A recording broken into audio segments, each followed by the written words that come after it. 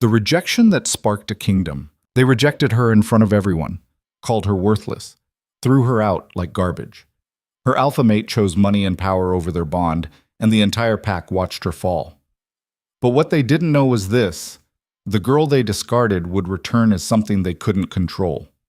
This is the story of Kaela Thorne, a woman who turned exile into empire, humiliation into war, and a cruel rejection into the most dangerous alliance the Packlands had ever seen. Stay until the end to see how she made them all kneel. Like and comment what city you're watching from. The ceremony hall smelled like pine and smoke, and something else Kaela couldn't name. Anticipation, maybe. Or blood that hadn't been spilled yet. The massive timber beams overhead creaked in the wind, and the torches lining the stone walls cast shadows that moved like living things. 300 wolves packed into the space, shoulder to shoulder, their eyes gleaming in the firelight. Kaela Thorne stood in the center of it all, alone. Her hands were shaking. She clenched them into fists and dug her nails into her palms hard enough to hurt, hard enough to focus on something other than the fact that everyone she'd ever known was staring at her. Waiting. Watching. Some of them looked uncomfortable. Most just looked curious, like they were watching a show they'd paid good money for. Marcus Kane stood 10 feet away. Her mate. Her alpha. The man she'd followed into battle. Trusted with her life. Loved with everything she had for the past 5 years. He wore ceremonial robes, deep red trimmed with gold, and his face was carved from stone. No emotion, no hesitation, just cold, brutal certainty. Beside him stood Vivian Ashford, blonde, beautiful, polished like a diamond and just as hard. She wore white, which was a joke considering what she was here to do. Her family controlled half the Eastern Territories. Shipping routes, trade agreements, political leverage that reached all the way to the High Council. Money, power. Everything Marcus needed to expand Red Moon's influence beyond the mountains. Everything Kaela wasn't. Kaela Thorne, Marcus said, his voice carrying through the hall. Formal. Detached. Like he was reading from a script. I stand before the pack to sever the bond that binds us. Kaela's knees locked. She couldn't move, couldn't breathe. This wasn't real. It couldn't be real. But Marcus kept talking. Under the laws of our people, I declare this bond broken by choice, by necessity, and by the good of the pack. He paused. Let the words settle. I reject you, Kaela Thorne. The bond snapped. It didn't break gently. It didn't fade or soften or give her time to prepare. It snapped. Like a rope pulled taut for years, suddenly severed, whipping back through her chest and shredding everything in its path. Kaela felt it tear through her sternum, her lungs, her heart. Felt the connection to Marcus, the steady, constant presence that had lived in the back of her mind since the day they'd bonded, ripped out by the roots. She gasped, couldn't help it. The sound echoed in the sudden silence. Her wolf howled, not out loud, inside. A raw, broken sound that made Kaela's vision blur. Someone in the crowd laughed. Just a short bark of amusement, quickly stifled, but it cut through the hall like a blade. Pathetic, Vivian murmured. She didn't whisper. Didn't try to hide it. Just said it loud enough for the first 3 rows to hear, her lips curving into a smile that was all teeth and no warmth. She leaned into Marcus, her manicured fingers painted the color of fresh blood, trailing down his arm in a gesture of ownership. Marcus didn't pull away. Kaela's knees buckled. She caught herself before she hit the ground, but barely. Her hands slapped against the cold stone floor, and she knelt there, gasping, trying to remember how to breathe through the agony tearing through her chest. Get up, Marcus's voice. Not unkind, just indifferent, like she was a stranger, a problem to be dealt with. Kaela forced her head up, met his eyes. They were blue. She'd loved those eyes once. Now they looked at her like she was nothing. Don't make this harder than it has to be, he said. Harder. Like this was an inconvenience. Like 5 years meant nothing. Like the night she'd stood guard while he slept, the battles she'd fought at his side, the blood she'd spilled to protect this pack. Like all of it was just nothing.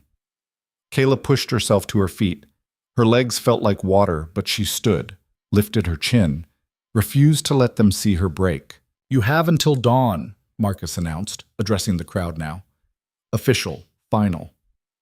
Kaela Thorne is no longer a member of Red Moon Pack.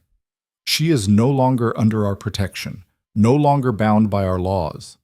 He paused. She has 12 hours to leave our territory.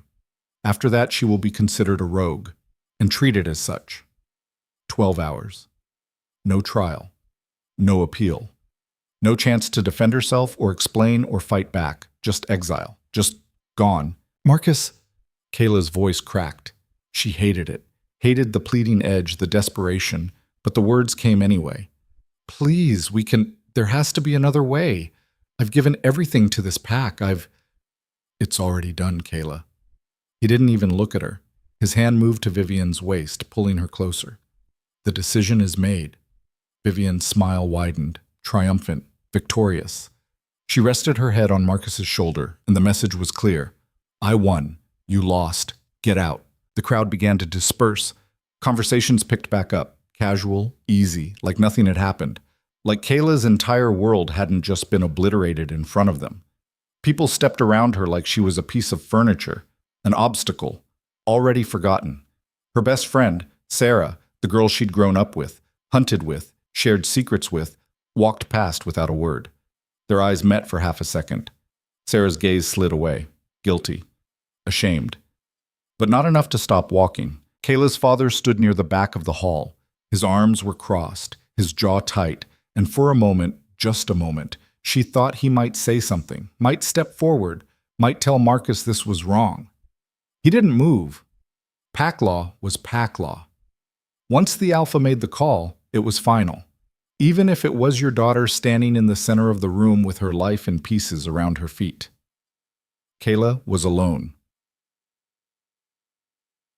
3 hours later, she was back in her cabin, shoving things into a backpack that had seen better days. Clothes, a knife, a canteen, a first aid kit she'd packed for border patrols 100 times before, back when she'd had a purpose. Her hands moved on autopilot because if she stopped, if she let herself think, she'd fall apart completely. And she couldn't afford that. Not yet. The cabin was small, one room with a bed, a table, a fireplace that barely worked. She'd lived here for 3 years. It had been enough. It had been home. Now it felt like a cage. She grabbed her winter jacket off the hook by the door, checked the pockets, found a protein bar she'd forgotten about, and shoved it into the pack. Every movement was mechanical, methodical. Don't think, don't feel, just pack, just survive. The door banged open. Kaela spun, her hand already on the knife at her belt. Lycan King stood in the doorway. Marcus's younger sister. Tall, sharp-eyed, with the same blue eyes but none of the cruelty. She was carrying a bundle wrapped in canvas, and her expression was hard to read. "You're really leaving," Lena said. Not a question, a statement. "Don't have much choice." Kaela turned back to her pack, tying off the straps with more force than necessary. Lena stepped inside and shut the door behind her. She dropped the bundle on the table. It landed with a heavy thud. Supplies? Food? Thermal blanket? A better map than whatever garbage you've got. And this. She pulled a small handgun from her jacket and set it on the table. Loaded. Safety's on. Don't use it unless you have to. Kaela stared at the gun. Lena, he's an idiot. He's your brother. Doesn't make him less of an idiot. Lena crossed her arms, her jaw set in that stubborn way that meant she wasn't backing down. Vivian's family has been pressuring him for months. They want control of the northern trade routes. This marriage gives them leverage, gives them access. Marcus thinks he's being strategic. She snorted. He's being a coward. I know.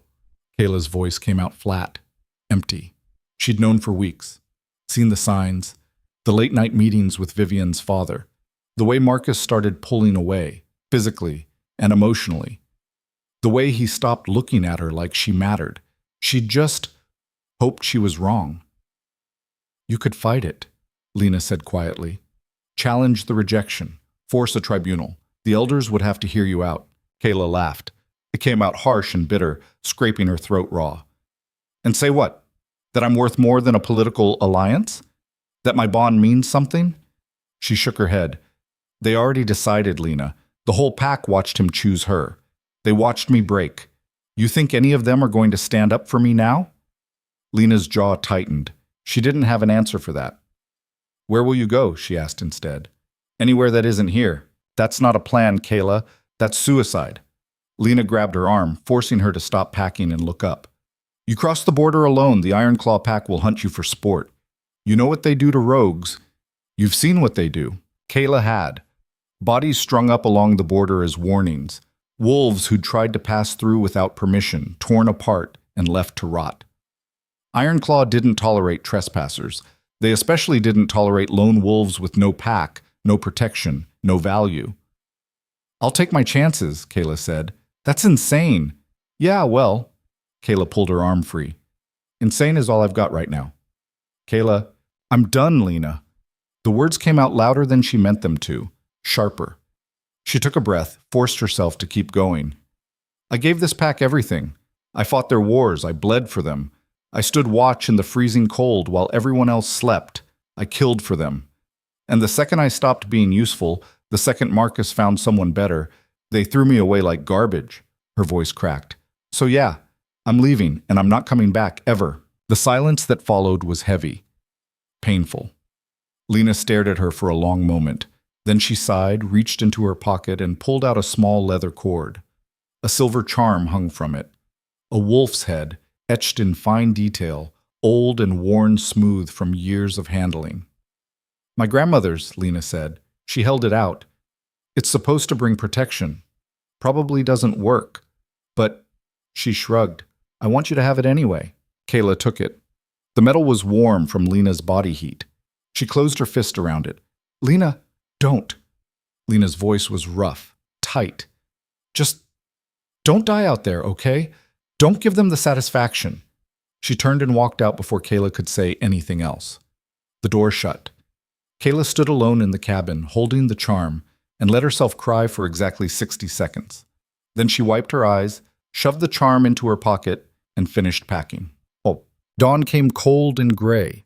The sky was the color of old steel, and the wind cut through Kaela's jacket like it had a personal vendetta. She stood at the border, marked by a line of stones painted red, the traditional boundary of Red Moon territory, with her pack slung over one shoulder and the handgun tucked into the small of her back. Behind her, the land she'd called home stretched out in familiar shadows, forests she'd run through as a kid, learning to hunt and track, rivers she'd fished with her father before he'd stopped looking at her, dens she'd defended during the territorial skirmishes 2 winters ago, when a rival pack had tried to push into their hunting grounds. Every tree, every rock, every scent marker, she knew them all. Ahead of her was nothing, just wilderness, hostile land, packs that didn't take kindly to rogues, and animals that smelled weakness from a mile away. Kaela took a breath, stepped over the line. The bond's absence hit her all over again, like a phantom limb. She could still feel where Marcus used to be in the back of her mind. Steady, solid, hers. A presence that had anchored her for 5 years. Now there was just silence, empty space, a wound that wouldn't stop bleeding. Her wolf whimpered, still hurt, still reeling from the severing. We survive, Kaela told herself. That's all we do now. We survive. She walked. Son. 2 days later, she was still walking, and survival was starting to feel like a joke. The wilderness didn't forgive mistakes. Kaela had forgotten that. Or maybe she'd just gotten soft, living inside pack walls where someone else handled the hunting rotations and border patrols, where there was always a warm den to sleep in, always someone watching your back. Out here, everything wanted you dead. The cold was the worst. It sank into her bones, made her fingers numb, and her thoughts sluggish. She'd made a fire the first night, small, carefully hidden in a hollow between 2 rocks, and spent the second half of the night fighting off a pair of coyotes that smelled the smoke, killed one with her knife, scared off the other. Her blade was still sticky with blood. The second night she didn't risk a fire, just huddled under a rocky overhang, wrapped in Lena's thermal blanket, and shivered until dawn. Her teeth chattered so hard she bit her tongue, tasted copper. Her wolf stirred finally, a faint, tired presence in the back of her mind. Still hurt, still angry, but alive. We survive, it seemed to echo back. Kaela gritted her teeth. Yeah, we survive. She ate the last of her protein bars that morning, drank from a stream that tasted like dirt and moss, kept walking. By midday, her feet were blistered, her legs ached, her stomach growled loud enough to scare off a rabbit that had been watching her from the underbrush. She needed food, needed shelter, needed a plan that extended beyond "don't die today." Sham. Day 3, she hit the road. It wasn't much of a road, cracked asphalt cutting through dense pine forests, the kind of route long-haul truckers used to avoid highway tolls and way stations. But it was civilization. Sort of. It meant people, meant buildings, meant maybe, just maybe, she could find a town before she collapsed. Kaela walked along the shoulder, keeping her hood up and her head down. A few cars passed. None stopped. She didn't blame them. She probably looked like exactly what she was, a drifter, a rogue. Someone you didn't pick up unless you were stupid or suicidal. The sun was high and brutal by the time she saw the diner. It squatted on the side of the road like a toad, squat, ugly, practical. The siding was faded yellow, the roof sagged in the middle, and a flickering neon sign above the door just said "Eat" in letters that buzzed loud enough to hear from 50 feet away. The parking lot was cracked asphalt and weeds, with 3 vehicles scattered across it. A semi-truck with mud-caked wheels, a beat-up sedan held together by rust and prayers, and a black SUV that looked too expensive, too clean, too out of place for a dump like this. Kaela's stomach growled again. She had maybe $10 left, enough for coffee and fries if she was lucky, if the waitress didn't charge her extra for looking like roadkill. She pushed through the door. The inside smelled like grease, burnt coffee, and decades of cigarette smoke that no amount of cleaning could scrub out. The floor was checkered linoleum, cracked in places, sticky in others. A handful of people scattered across the booths, a trucker in a flannel shirt reading a newspaper, an older woman staring into her coffee mug like it held the answers to the universe, a couple of teenagers plugged into their phones and ignoring each other. And then there was him. He sat alone in the back corner booth, and the moment Kaela walked through the door, his eyes locked onto her. She froze. It wasn't just that he was looking at her. It was how he was looking at her, like he'd been waiting, like he knew she'd walk through that door at exactly this moment, like this entire rundown diner existed solely for this meeting. He was tall, she could tell even with him sitting down. Dark hair, slightly too long, brushing the collar of a black coat that probably cost more than her entire pack's monthly supply budget. Sharp jaw, high cheekbones. Hands folded on the table in front of him, relaxed and still in a way that made her wolf sit up and take notice. His eyes were dark, unreadable, and they didn't blink. Kaela's wolf stirred, uneasy, wary. "Predator," it whispered. "Apex predator. Don't turn your back." Kaela forced herself to keep moving, forced herself to look away. She slid into a booth on the opposite side of the diner, as far from him as she could get without being obvious about it. A waitress appeared, mid-50s, tired eyes, a name tag that said Deb. She looked like she'd rather be anywhere else. "Coffee," Kaela said. "Food?" "Just coffee." Deb shrugged and shuffled off. The coffee came in a chipped mug. It was weak and bitter and probably 12 hours old, but it was hot. Kaela wrapped her hands around it and tried not to look at the man in the corner. He stood up. Kaela's pulse spiked. Her hand moved instinctively toward the gun tucked into her waistband. He walked across the diner, slow, deliberate, like he had all the time in the world. His footsteps didn't make a sound. He stopped at her table, looked down at her and said, "You're a long way from home." His voice was low, calm, but there was weight to it, authority, the kind of voice that expected to be obeyed. Kaela met his eyes, refused to look away. "I don't have a home."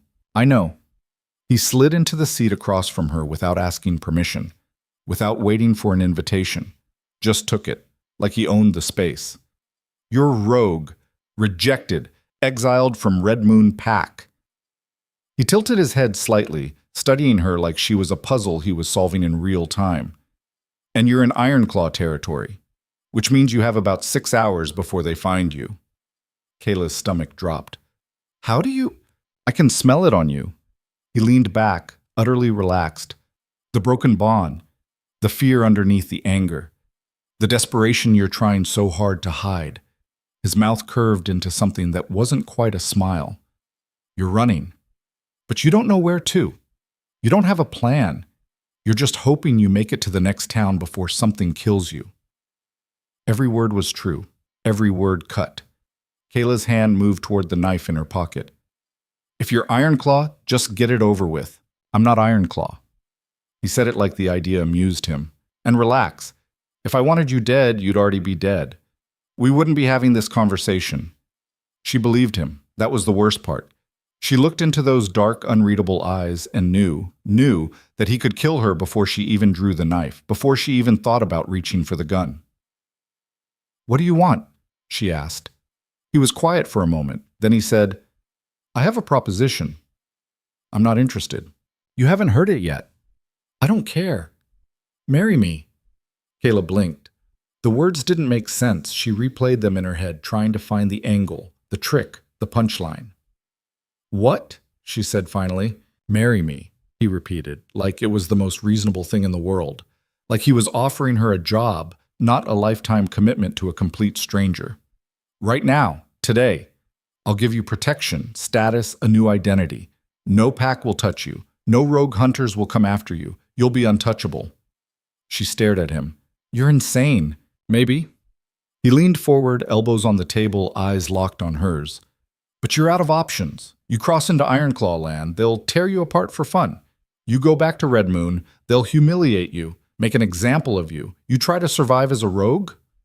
He shook his head slowly. "You'll last a week. Maybe 2 if you're smart and lucky, but winter's coming, and winter doesn't care how smart you are." "And you're what? My knight in shining armor?" "No." His eyes darkened. Something dangerous flickered in them. "I'm something much worse, but I'm also your only chance at survival. So the question is, do you want to live?" Kaela's hands were shaking again. She pressed them flat against the table, hating that he could see it, hating the weakness. "Why?" she demanded. "Why me? You don't know me. You don't know anything about me." "I know enough." He leaned back again, that predatory calm settling over him like a cloak. "You were cast out for being inconvenient. Discarded because someone with more money and better connections came along. And now you're angry, hurt, humiliated, looking for a way to survive, and maybe, if you're honest with yourself, looking for a way to make them regret it." His gaze sharpened. "I can work with that." "This is insane," Kaela said, but her voice sounded weak even to her own ears. "Yes," he agreed. "It is. I don't even know your name." "Darian Voss." The name hit her like a physical blow. She'd heard it before. Whispers in the pack, late at night when the warriors thought no one was listening. Rumors, legends, a name that made even the strongest alphas go quiet and change the subject. Darian Voss, the wolf who'd walked into a territory dispute between 3 packs and ended it in under an hour. The wolf who'd dismantled an entire trafficking ring by himself and left the bodies for the authorities to find. The wolf who didn't have a pack, didn't answer to a council, didn't follow anyone's rules but his own. The wolf who was, according to the stories, something more than just a wolf.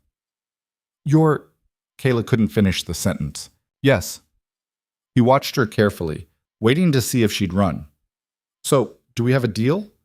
Kaela's mind was racing. Every instinct screamed that this was a trap, that she was about to trade one prison for another, that whatever Darian Voss wanted from her, it would cost more than she could afford to pay. But the alternative was dying alone in the woods, or worse, crawling back to Marcus and begging him to take her back. Watching him parade Vivian around while Kaela was demoted to, what? Omega? Servant? A cautionary tale? She looked at Darian, really looked at him, tried to read the truth behind those dark eyes. "One condition," she said. "Name it.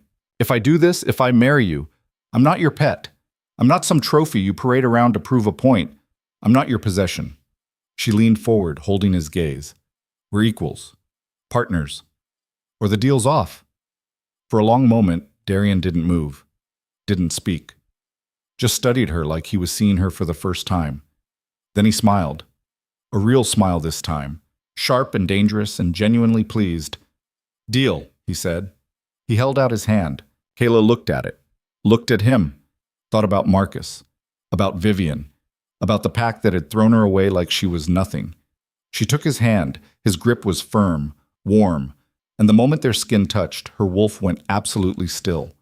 Not afraid, not wary, just waiting. "Let's go," Darian said. They were married 3 hours later. Not in a church, not in a ceremony hall surrounded by witnesses and tradition. In a courthouse in a town so small it didn't even have a stoplight. The building was old brick. The interior was fluorescent lights and linoleum floors, and the whole thing smelled like old paper and defeat. Darian produced documents, legal, official, terrifyingly thorough. Marriage license, identification, proof of residence, everything perfectly in order, like he'd been planning this for weeks, like he'd known exactly when and where to find her. The clerk was a woman in her 60s with reading glasses on a chain and zero interest in her job. She barely looked up as they signed the papers. "Congratulations," she said in a monotone, stamping the certificate with the kind of enthusiasm usually reserved for filing tax returns. Kaela stared at the paper. Her name, Kaela Voss, written in ink that was still wet. The letters looked strange, foreign, like they belonged to someone else. "It's done," Darian said. She didn't feel any different. No bond snapped into place, no rush of connection or magic or whatever was supposed to happen. Just paperwork, just a legal document that said she belonged to someone new now. "What now?" she asked. Darian folded the certificate and slipped it into his coat. "Now we go home." "Where's home?" He looked at her. Something almost like amusement flickered in his eyes. "You'll see." He led her out to the black SUV. Up close it was even more impressive. Sleek lines, tinted windows, the kind of vehicle that cost more than most people made in a year. The interior was leather and chrome and smelled like new car and expensive cologne. Kaela climbed in, her battered backpack looking pathetic on the pristine seat. Darian drove in silence. The road stretched on, winding through dense forest, climbing higher into the mountains. The sun was setting by the time they pulled off onto a private road, gated, guarded, clearly marked with signs that promised prosecution for trespassing. The guard at the gate took one look at Darian and opened it immediately. Didn't ask questions. Didn't ask for ID. Just opened the gate and nodded. They drove for another 10 minutes. The road climbed higher, the trees grew thicker, and then the trees opened up and Kaela saw it. The estate. It wasn't a house. It was a compound. Stone and steel and floor-to-ceiling glass sprawling across a plateau with a view that stretched for miles. Mountains in every direction. Lights glowing in the windows, figures moving inside, visible through the glass. "This is home," Darian said. Kaela couldn't speak, couldn't process what she was seeing. This wasn't a house. This was a fortress, a palace. The kind of place that existed in movies, not real life. Darian parked in front of the main entrance, massive double doors made of dark wood and iron. He got out. Kaela followed, her legs unsteady, her heart pounding. A man approached before they even reached the doors. Older, gray-haired, wearing a three-piece suit that probably cost more than Kaela's entire childhood. He moved with the kind of quiet efficiency that spoke of years of practice. "Sir," he said, inclining his head, "welcome back." "Kaela," Darian said, gesturing to the man. "This is Anton. He runs the house. Anything you need, he'll provide it." Anton turned to her. His expression was perfectly neutral, professional.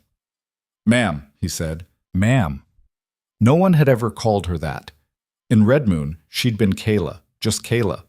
A warrior, a hunter, a tool. Now she was ma'am. "Get her settled," Darian said. "Guest wing for now. She'll need clothes, toiletries, anything she asks for. And have the kitchen prepare something. She hasn't eaten." "Of course, sir." Darian turned to Kaela. "We'll talk tomorrow. For now, rest. You're safe here." He paused. "No one can touch you. Not anymore." And then he walked away, disappearing into the depths of the house like he'd never been there at all. Anton cleared his throat. "This way, ma'am." Kaela followed him inside. The interior was just as overwhelming as the exterior. Marble floors polished to a mirror shine. Vaulted ceilings that seemed to stretch up forever. Art on the walls. Real art, the kind she'd only seen in museums. Sculptures, tapestries, things that looked older than her entire bloodline. Anton led her through hallways that seemed to go on forever. up a sweeping staircase with a banister carved from dark wood, down another hallway lined with doors, and finally stopped at one near the end. "Your room," he said, opening it. It wasn't a room, it was a suite. Bigger than her entire cabin back in Red Moon. A 4-poster bed that could sleep 4 people. A fireplace with a mantel carved from white marble. Floor-to-ceiling windows overlooking the mountains, the view so breathtaking it hurt to look at. There was a bathroom attached. She could see it through an open door. Marble and gold fixtures and a tub big enough to swim in. "If you need anything," Anton said, "just press the button by the bed. Someone will come immediately." "Thank you," Kaela managed. Her voice sounded small in the vast space. Anton inclined his head and left, closing the door softly behind him. Kaela stood in the center of the room, her backpack still slung over her shoulder, and tried to process what had just happened. 72 hours ago, she'd been in Red Moon, bonded, protected, home. 48 hours ago, she'd been rejected, exiled, broken. Now she was married to one of the most dangerous wolves in the territory, standing in a mansion that looked like something out of a fairy tale, with a name that wasn't hers and a future she couldn't even begin to imagine. Kaela walked to the window and stared out at the darkening sky. The mountains were silhouettes against the sunset, jagged and beautiful and unforgiving. Her wolf stirred again, stronger this time, more present. "What did we just do?" it asked. Kaela didn't have an answer. But somewhere deep down, beneath the fear and the confusion and the bone-deep exhaustion, she felt something else stirring, something cold, something sharp, something that had been beaten down and buried under years of trying to be good enough, trying to be useful, trying to earn love that was never hers to begin with. Something that whispered, "Maybe we didn't just survive. Maybe we just started winning." She pulled Lena's charm from her pocket, the silver wolf's head, warm from her body heat. She held it tight, the metal biting into her palm. Tomorrow she'd figure out what Darian Voss really wanted from her. What this marriage actually meant, what price she'd just agreed to pay. Tonight, she'd sleep in a bed that didn't smell like fear and loneliness and failure. Tonight, she'd let herself breathe, and for the first time in days, maybe the first time in years, Kaela Thorne allowed herself to feel something other than pain. She felt hope. It was small, fragile, dangerous, but it was there. She set her backpack down, took off her jacket, sat on the edge of the massive bed, and ran her hands over the silk sheets. A knock at the door made her jump. "Come in," she said. A young woman entered carrying a tray. She looked maybe 20, with dark hair pulled back in a braid and kind eyes. "Mr. Voss asked me to bring you dinner," she said, "and to let you know there are clothes in the closet if you'd like to change. I can draw you a bath if you'd like." The tray held soup, bread, cheese, fruit, real food, not protein bars and desperation. "Thank you," Kaela said. "What's your name?" The girl looked surprised that she'd asked. "Mira, ma'am." "Thank you, Mira." Mira set the tray down on a small table by the window, smiled, and left. Kaela ate slowly. The soup was rich and hot, and tasted like something her mother used to make, back before everything fell apart. The bread was fresh. The cheese was real. She ate until she was full, until her stomach stopped growling, until the shaking in her hands finally stopped. Then she took a bath, because why not? Because the tub was there, and the water was hot, and she couldn't remember the last time she'd been clean. She scrubbed the dirt and blood and failure off her skin until she was pink and raw. When she finally climbed into bed, the sheets were cool and soft and smelled like lavender. The room was warm. The windows showed stars beginning to emerge in the darkening sky. Kaela closed her eyes, and for the first time since Marcus had said those terrible words, "I reject you," she slept without nightmares. She slept like someone who had a future. Kaela woke to sunlight streaming through windows she didn't recognize. For 3 seconds, she forgot where she was. Her hand went to her side, reaching for the knife she always kept under her pillow in Red Moon, and found only silk sheets. Then it all came rushing back. The rejection, the exile, the diner, Darian Voss. The marriage certificate with her new name written in ink that had barely dried before her entire life changed. She sat up slowly. Her body ached. 2 days of walking through wilderness had left her muscles stiff and her feet blistered. But the bed was soft. The room was warm, and she was alive. Small victories. A knock at the door made her tense. "Come in," she said, her voice rough from sleep. Mira entered, carrying a tray with coffee and what looked like breakfast. She smiled, genuine, not the fake politeness Kaela had learned to recognize in Red Moon. "Good morning, Mrs. Voss," Mira said. Mrs. Voss. The name felt like wearing someone else's skin. "Just Kaela," she said. Mira set the tray down. "Mr. Voss asked me to let you know he's in his office. He'd like to speak with you when you're ready. No rush." She gestured to a door Kaela hadn't noticed last night. "The closet has clothes. I guessed your size, but if nothing fits, just let me know." "Thank you." Mira left and Kaela forced herself out of bed. The bathroom was ridiculous. All marble and gold and a shower with 6 different heads. She washed quickly, efficiently, the way she'd learned on patrol. No wasted water, no lingering. The closet was worse than ridiculous. It was obscene. Rows of clothes, all new, all expensive. Jeans that probably cost more than her entire wardrobe back home. Sweaters made of material so soft it felt illegal. She grabbed the simplest things she could find. Black jeans, a gray sweater, boots that actually fit, and got dressed. The woman staring back at her from the mirror looked different, cleaner, rested, but her eyes were the same, guarded, wary, ready to run. She ate the breakfast, eggs, toast, fruit that tasted like it had been picked yesterday, and tried not to think about what came next. Tried not to wonder what Darian Voss actually wanted from her, what price this protection would cost. When she couldn't put it off any longer, she left the room. The hallway was empty, quiet. She followed it back to the main staircase, descended into the entrance hall, and stopped. The house sprawled in multiple directions, and she had no idea where Darian's office was.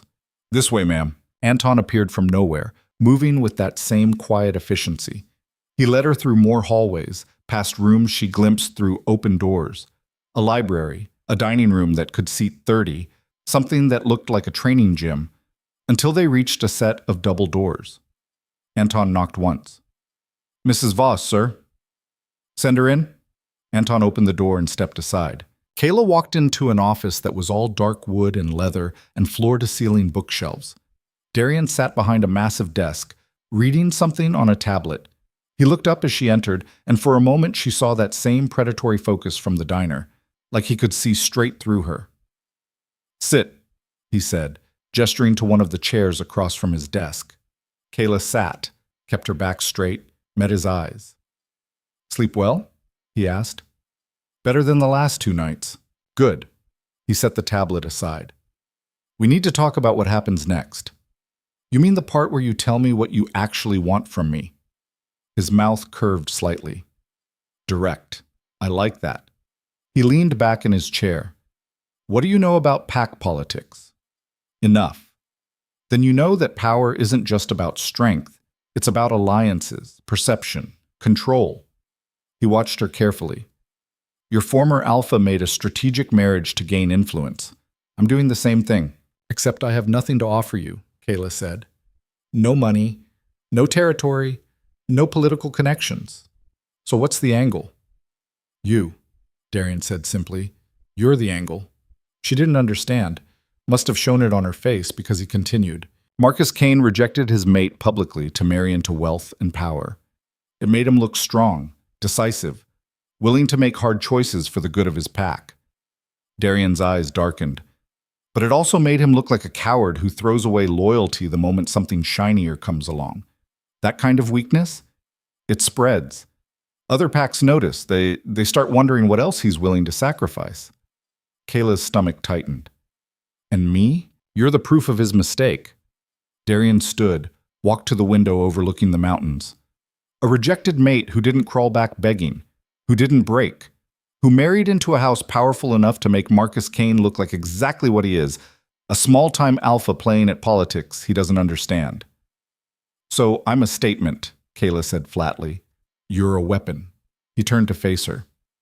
"And I'm going to teach you how to use yourself." She stood up, angry now. "I didn't agree to be your puppet." "No, you agreed to be my equal." His voice was calm, unbothered, which means you need to understand the game we're playing. Because make no mistake, Kaela, this is a game. And right now, you're a piece on the board whether you like it or not. "Then take me off the board." "Can't." He crossed his arms. The moment Marcus rejected you, you became a liability to him. A loose end. Something that could come back and make him look weak. He paused. Which means eventually, he's going to try to deal with you. Cold fear slid down Kaela's spine. Deal with me how? Best case, he sends someone to bring you back. Offers you a lower position in the pack. Makes it look like mercy. Darian's expression hardened. Worst case, he makes sure you disappear. Quietly. Permanently. He would. Darian's voice cut through her denial like a blade. He already threw you away once. You think he won't finish the job if you become a problem? Kaela wanted to argue, wanted to say Marcus wasn't capable of that, but she remembered the coldness in his eyes when he'd rejected her, the indifference, the ease with which he'd erased 5 years like they meant nothing. What do you want me to do? She asked quietly. Learn, train, become someone they can't dismiss. He walked back to his desk, pulled out a folder. You were a warrior in Red Moon, border patrol, hunt rotations, minor skirmishes. You know how to fight. I know how to survive a fight, Kaela corrected. There's a difference. Good, you're already smarter than half the warriors I've trained. He handed her the folder. This is your schedule. Combat training with my head of security. Strategy sessions with me. Etiquette lessons with... Etiquette? Kaela stared at him. You're joking. Do I look like I'm joking? His expression was deadpan. You're about to enter social circles where the wrong fork at dinner can cost you an alliance, where a poorly worded introduction can start a territory dispute. You need to know how to move in that world. I don't want to move in that world. Then you'll die in it. He said it matter-of-factly. Your choice. Kaela opened the folder. Her schedule was packed. Weapons training at dawn, strategy at 10, etiquette at 2, physical conditioning at 4. Every hour accounted for. Every moment structured. When do I sleep? She asked. When you're strong enough that sleep doesn't make you vulnerable. She looked up sharply. That's insane. That's survival. Darian sat on the edge of his desk. You want to go back to sleeping in the woods? Eating scraps? Waiting for Ironclaw to find you and make an example of you? He shook his head. Or do you want to become someone Marcus Kane regrets throwing away? The words hit harder than they should have. Because, yes, she wanted that. Wanted Marcus to see her and realize what he'd lost. Wanted Vivian's smug smile to crack. Wanted the entire pack to look at her and understand they'd made a mistake. Fine, she said. I'll do it. Good. Darian stood. Your first session starts in 20 minutes. Don't be late. He walked past her, paused at the door. And Kaela? Stop thinking like prey. You're not running anymore. You're hunting. Then he was gone. Kaela stood alone in the office, holding a folder that outlined her new life, and wondered if she'd just made a deal with something far more dangerous than Marcus Kane had ever been. Her wolf stirred. Not worried. Almost excited. Good, it seemed to whisper. Let's see what we can become. 20 minutes later, Kaela stood in a training room that made Red Moon's practice yard look like a playground. Mats covered the floor. Weapons lined the walls, everything from knives to staffs to things she didn't even have names for. Punching bags hung from chains in the ceiling. The whole space smelled like sweat and leather and violence. A woman was waiting for her. She was tall, easily 6 feet, with dark skin, cropped hair, and a scar running from her eyebrow to her cheek. She wore workout clothes and moved with the kind of coiled grace that spoke of decades of training. When she turned to face Kaela, her eyes were sharp, assessing. You're late, she said. Kaela glanced at the clock. I'm 2 minutes early. If you're not 10 minutes early, you're late. The woman walked toward her. I'm Diana. I run security for this house, which means I decide if you're a liability or an asset. And if I'm a liability, then I remove you. Diana said it casually, like she was discussing the weather. Mr. Voss might have married you, but that doesn't mean you get to put him at risk. Kaela's temper flared. I didn't ask to be here. No, but you are here, and you're carrying his name, which makes you a target. Diana circled her slowly. How long were you in Red Moon's warrior program? 3 years. Combat experience? Border skirmishes, hunt protection, 1 major territorial fight. Ever killed anyone? Kaela hesitated. Yes? How many? 3. Diana stopped circling. How? Two in shifted form during the territorial fight. One is human, knife to the throat when a rogue tried to ambush our hunting party. Good, Diana nodded. At least you're not useless. Show me your stance. Kaela dropped into a fighting stance, weight balanced, hands up, ready to move. Diana kicked her legs out from under her. Kaela hit the mat hard, the air knocked out of her lungs. Terrible, Diana said. You're standing like you're waiting to be hit. That's prey behavior. Get up. Kaela got up, angry now. Again, Diana said. This time when she moved, Kaela was ready. She blocked the kick, pivoted, tried to sweep Diana's leg. Diana caught her ankle and flipped her onto her back. Kaela hit the mat even harder. Better, Diana said. At least you tried to counter, but you're telegraphing every move. I can see you thinking. She offered a hand. In a real fight, thinking gets you killed. You need to react. Trust your instincts. Kaela took the hand, let Diana pull her up. They spent the next hour drilling. Stances, blocks, counters. Diana was brutal. No encouragement, no praise, just corrections delivered with the precision of a scalpel. By the end of it, Kaela was covered in sweat and nursing at least 3 new bruises. Not bad, Diana said finally, for a pack warrior, but you've got a long way to go before you're actually dangerous. Thanks, Kaela muttered. Don't thank me, I'm not doing this to be nice. Diana tossed her a water bottle. I'm doing this because Mr. Voss asked me to, and I owe him my life, so I'm going to make sure you don't get him killed. I'm not planning to get anyone killed. Plans don't matter.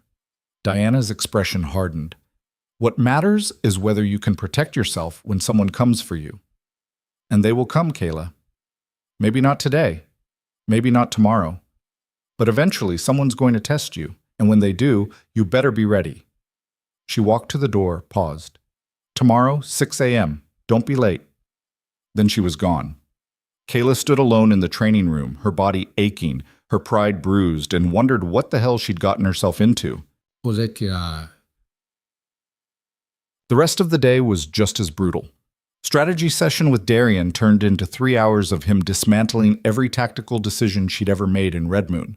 He pulled up maps, scenarios, asked her what she would do in hypothetical situations, and then systematically explained why her answers would get everyone killed.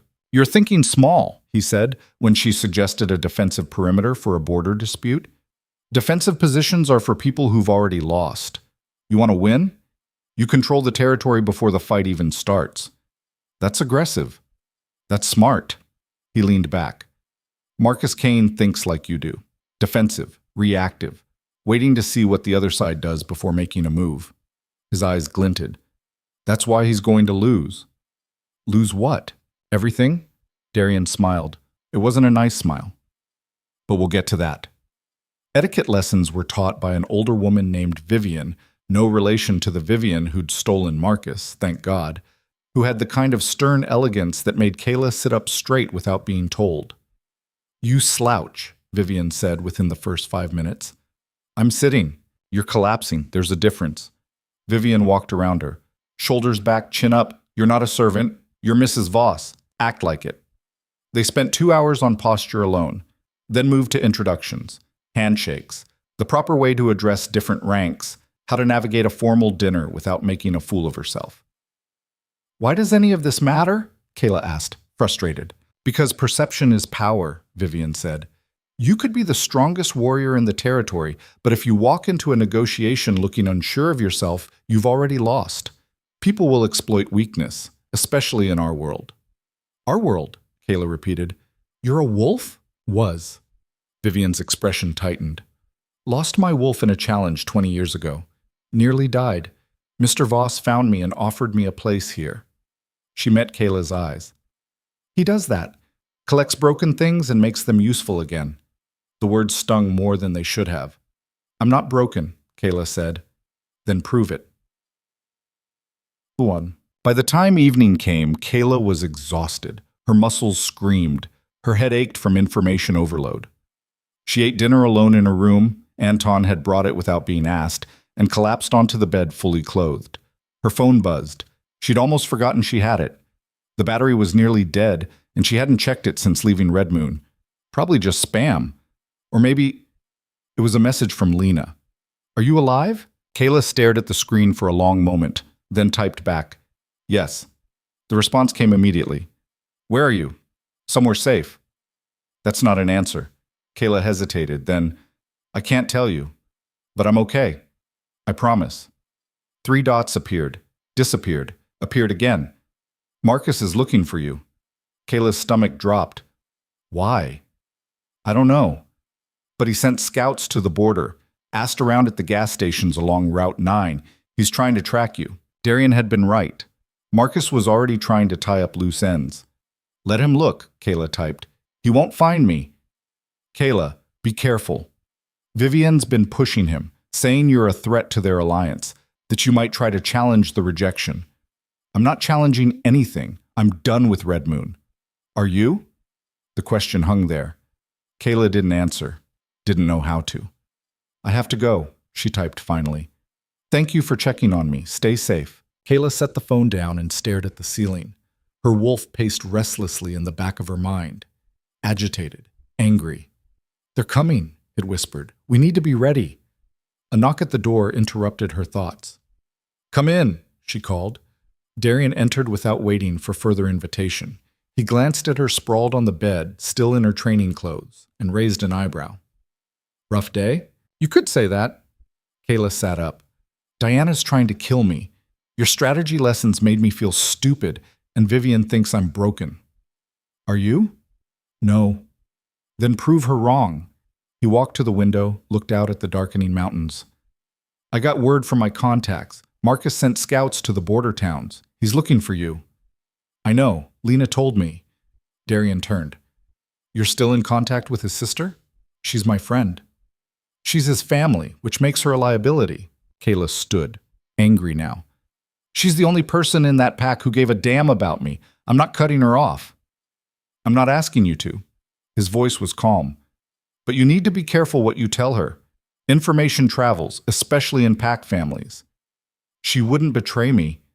Maybe not intentionally. He crossed his arms. But if Marcus asks the right questions, if he pushes hard enough, she might let something slip.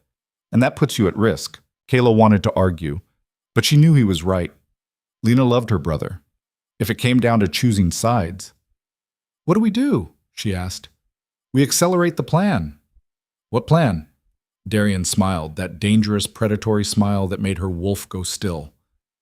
Tomorrow night, there's a gathering. Regional alphas, territory leaders, pack representatives. It's technically a social event. In reality, it's where deals get made and alliances shift. He paused. And you're going to attend. As my wife. Kayla's heart hammered. I'm not ready for that. You don't have to be ready.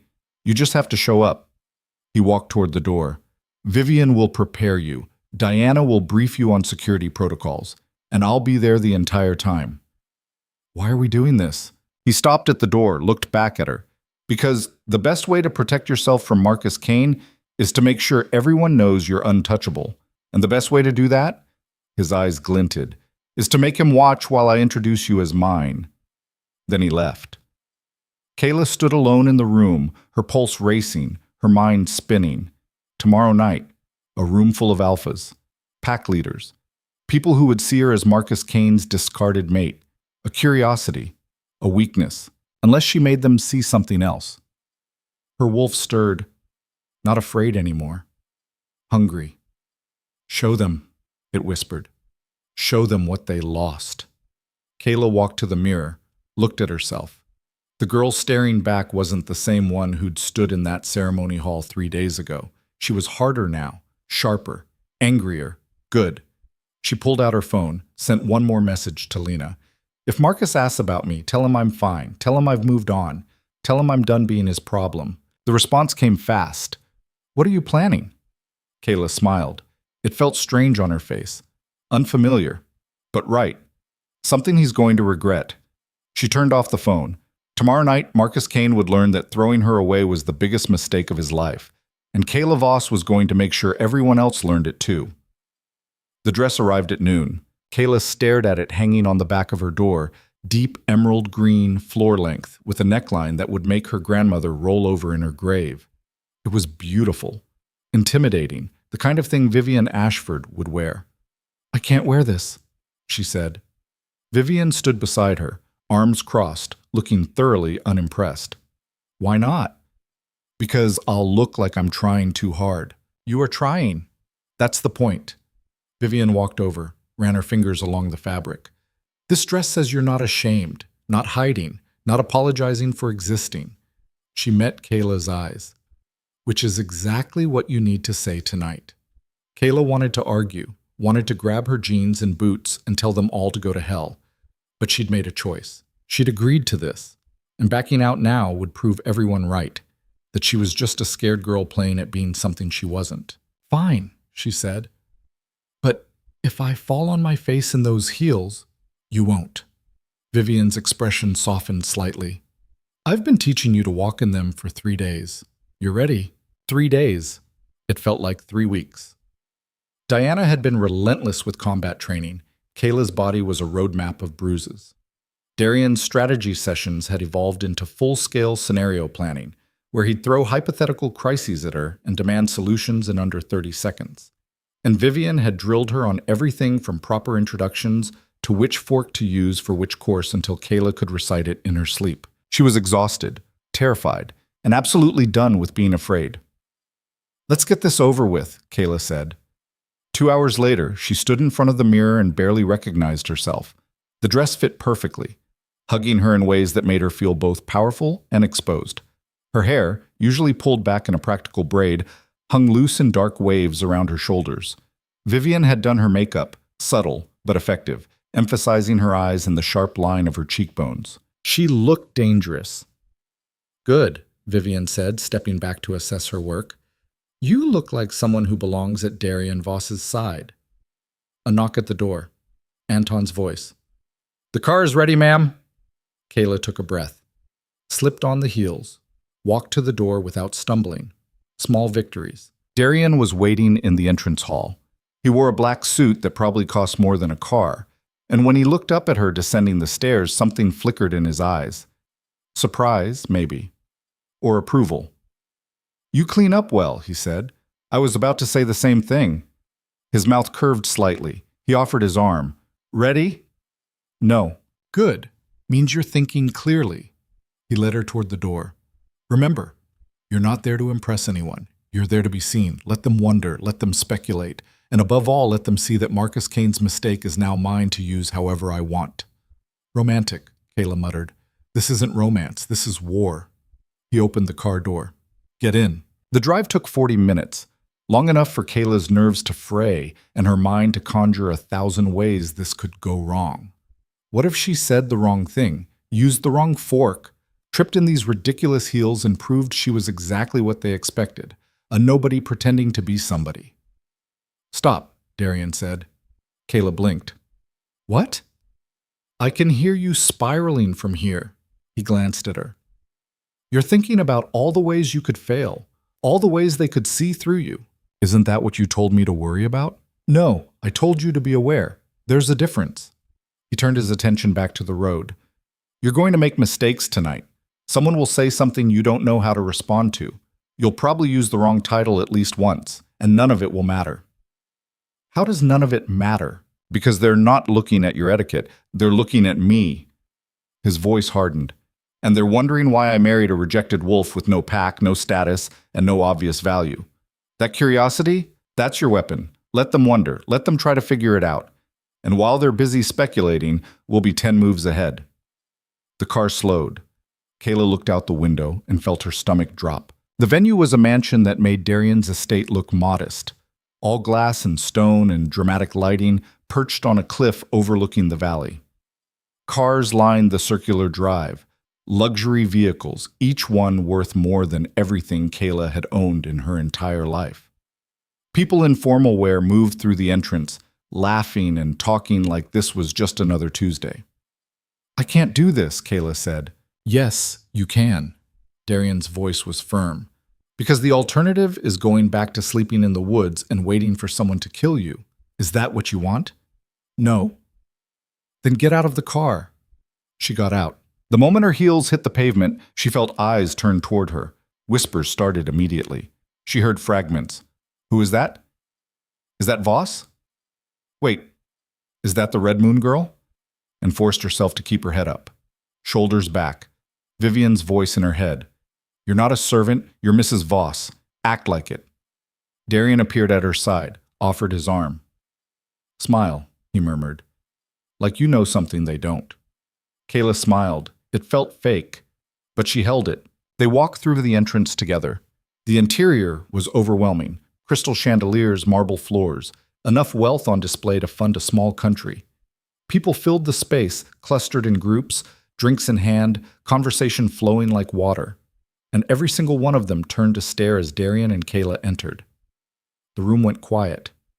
Not completely, but enough. Enough for Kaela to feel the weight of their attention like a physical thing. Darian Voss, a voice called out. Male, authoritative. Didn't expect to see you at one of these affairs. A man approached, tall, silver-haired, wearing a suit that screamed old money.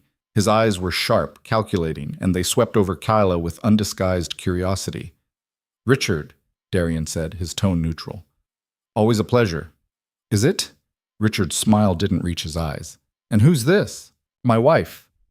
Darian's hand moved to the small of Kaela's back. Possessive, deliberate. Kaela Voss. Richard's eyebrows rose.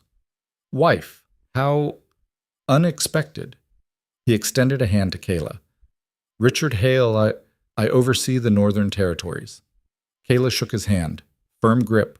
Eye contact, the way Vivian had taught her. Pleasure to meet you. The pleasure is mine. Richard's gaze lingered on her face. You look familiar. Have we met? I don't think so. He didn't look convinced. Well, welcome to our little gathering. I'm sure we'll have a chance to talk more later. He nodded to Darian and moved away, but Kaela could feel his attention still on her. He knows, she whispered. Of course he knows. Darian guided her deeper into the room. Richard Hale makes it his business to know everything about everyone. He probably had your entire history pulled before we even walked through the door. Then why are we here? Because knowing who you were doesn't tell him who you are now. He stopped at the bar, ordered something Kaela didn't catch. Let them dig. Let them find out you were rejected by Marcus Kane. It makes the story more interesting. A woman approached, younger than Richard, blonde, wearing a dress that probably violated several decency laws. She looked Kaela up and down with the kind of assessment that felt like being skinned alive. Darian, she purred. It's been too long. Elena. Darian's voice was polite but cold. How's the Western expansion going? Slowly. You know how it is? Elena's attention shifted to Kaela. And who's this? My wife, Kaela. Elena's smile froze. Wife. You got married. 2 days ago. How sudden. Elena's eyes narrowed. I don't believe we've met, Kaela. What pack are you from? This was the question Kaela had been dreading, the one that would expose exactly what she was, packless, rejected, worthless. I was Red Moon, she said, keeping her voice steady. I'm not anymore. Red Moon. Elena's expression sharpened.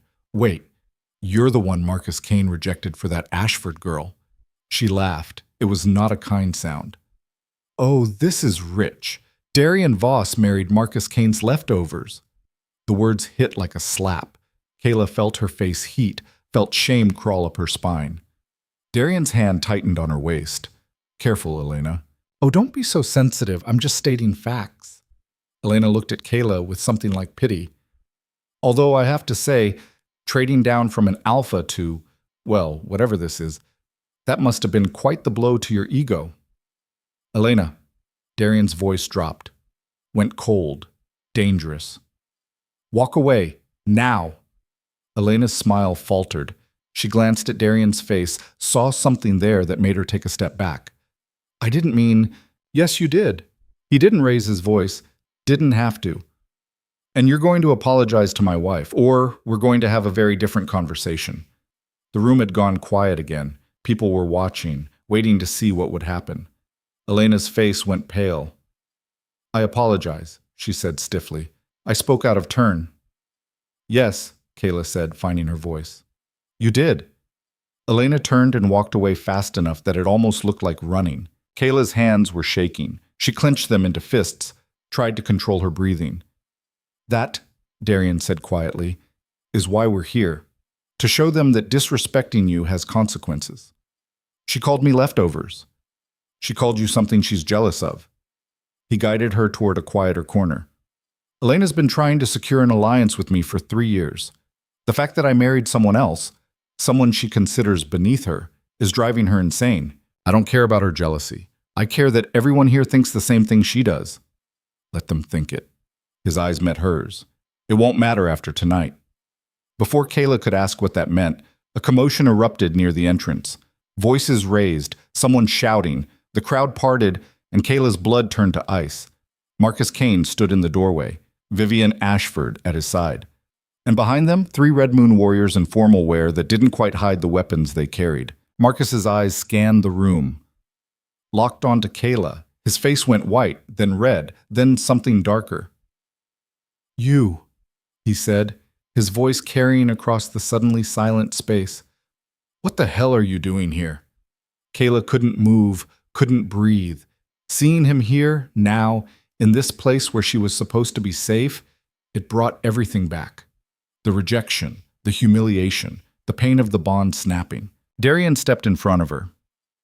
"Marcus Kane," he said, his voice calm, almost bored. "I don't believe you were invited." "I don't need an invitation." Marcus stalked forward, his warriors flanking him. "I need to talk to her." He pointed at Kaela. "Now." "No," Darian said. "This doesn't concern you. She's my wife. Everything concerning her concerns me." The room exploded in whispers. Marcus froze, stared at Darian like he'd just spoken a different language. "Your what?" he said finally. "Wife." Darian's voice was calm, certain. "Kaela Voss, we were married 3 days ago, which means she's under my protection, and you're trespassing on a formal gathering to harass her." Marcus's face went through several emotions, shock, disbelief, rage, before settling on something cold and calculating. "You married my cast-off." "I married an extraordinary woman your stupidity made available." Darian's smile was all teeth. "I should thank you, really. Your loss is very much my gain." Vivian stepped forward. She looked different from the ceremony, harder, sharper, like she'd shed any pretense of warmth. "This is pathetic," she said, addressing Kaela directly. "Running to another man before the bond's even cold. How desperate are you?" "Desperate enough to upgrade," Kaela said. The words came out before she could stop them. Vivian's eyes flashed. "Upgrade? To what? A mercenary with delusions of grandeur? At least Marcus is a real alpha. At least he has a pack. And what does that pack have?" Darian asked. "Territory they're slowly losing. Allies who are reconsidering their agreements. A reputation for disloyalty that's making other packs nervous." He tilted his head. "How are those northern trade routes working out, by the way? I hear the Ashford family is having trouble securing the permits." Vivian's face went pale. "How do you—" "I make it my business to know things." Darian's expression didn't change. "Especially when it concerns people who make mistakes that benefit me." Marcus stepped forward. His hand moved toward his belt, toward a weapon Kaela knew he carried. Every warrior in the room tensed. Diana appeared from nowhere, flanking Darian's left side. 2 other security personnel materialized on the right. "Don't," Darian said quietly. "You're outnumbered, outgunned, and making a scene at a neutral gathering. If you draw that weapon, I'll have legal grounds to end you. And political cover from every alpha in this room who values the rules you're currently violating." Marcus's hand stopped. His jaw worked. "She's my mate. She was your mate, until you rejected her in front of your entire pack and threw her out with 12 hours' notice." Darian's voice went cold. "You don't get to claim her now. You don't get to show up and demand anything. You made your choice. Live with it." "This isn't over," Marcus said. "Yes," Darian replied. "It is." For a long moment, no one moved. The entire room held its breath. Kaela could hear her own heartbeat thundering in her ears. Then Richard Hale stepped forward. "Marcus," he said, his voice carrying authority, "this is a formal gathering, neutral ground. You've violated protocol by bringing warriors and making threats. I suggest you leave before this becomes an official incident." Marcus looked around, saw the other alphas watching him, judging him. seeing him lose control over a woman he'd thrown away. "Fine," he said. He looked at Kaela. "But we're not done. You and I are going to talk." "No," Kaela said, her voice stronger than she felt. "We're not. You said everything you needed to say when you rejected me. I don't owe you another word." Something like pain flickered across Marcus's face. Then it was gone, replaced by cold fury. "You'll regret this." "I already regret wasting 5 years on you," Kaela shot back. "Walking away was the best decision I ever made." Marcus turned and walked out. Vivienne followed, her heels clicking on the marble. The warriors trailed behind them. The doors closed. The room stayed silent for exactly 3 seconds. Then the whispers exploded, everyone talking at once, the noise building like a wave. Kaela's legs felt like water. She thought she might collapse right there. Darian's hand found hers, squeezed once. "Breathe," he murmured. She breathed. Richard Hale approached again. This time his expression was different, appraising, respectful. "Well," he said, "that was educational." He looked at Kaela. "You've got spine. I respect that." "Thank you," Kaela managed. "Although I have to say, Darian, marrying Marcus Kane's rejected mate to make a point seems excessive even for you." "Who says I married her to make a point?" Darian's expression was unreadable. "Maybe I just recognized value where others saw weakness." Richard laughed. "Sure. And I'm just in the territory business for the scenery." He clapped Darian on the shoulder. "Welcome back to the game, old friend. I've missed watching you work." He walked away, and gradually the crowd's attention shifted. People went back to their conversations, though Kaela could still feel glances thrown her way, still hear her name in whispers. "Can we leave?" she asked quietly. "Not yet." Darian guided her toward a balcony. "We need to be seen, need to show we're not running." They stepped outside into cool night air. The balcony overlooked the valley, lights scattered like stars below, the mountains' dark silhouettes against the sky. Kaela gripped the railing. "I can't believe he came here. I can." Darian stood beside her. "He's panicking. You were supposed to disappear, supposed to break, supposed to prove that rejecting you was the right call." He paused. "Instead, you married someone who makes him look small. That's unacceptable to an alpha's ego." "So what happens now?" "Now he tries to get you back. Not because he wants you, because he can't stand losing to me." Kaela turned to face him. "And when he tries?" Darian met her eyes. For the first time since she'd met him, she saw something raw in his expression, something almost human. "Then I show him exactly who he's dealing with," he said quietly. "And I make sure the entire territory understands what it means to threaten what's mine." The possessiveness in his voice should have scared her, should have made her pull away. Instead, she felt her wolf respond, felt something shift in her chest. Not a bond, not yet, but something close. "What are you?" she asked. "Really?" Darian was quiet for a long moment. Then he said, "Do you actually want to know? Or would you rather keep believing I'm just an unusually powerful wolf?" "I want to know." He turned back to the view. "My bloodline is old, older than the packs, older than the territories." He paused. "There are wolves, and there are alphas, and then there are things like me. We don't have a name, don't organize into packs, we just exist.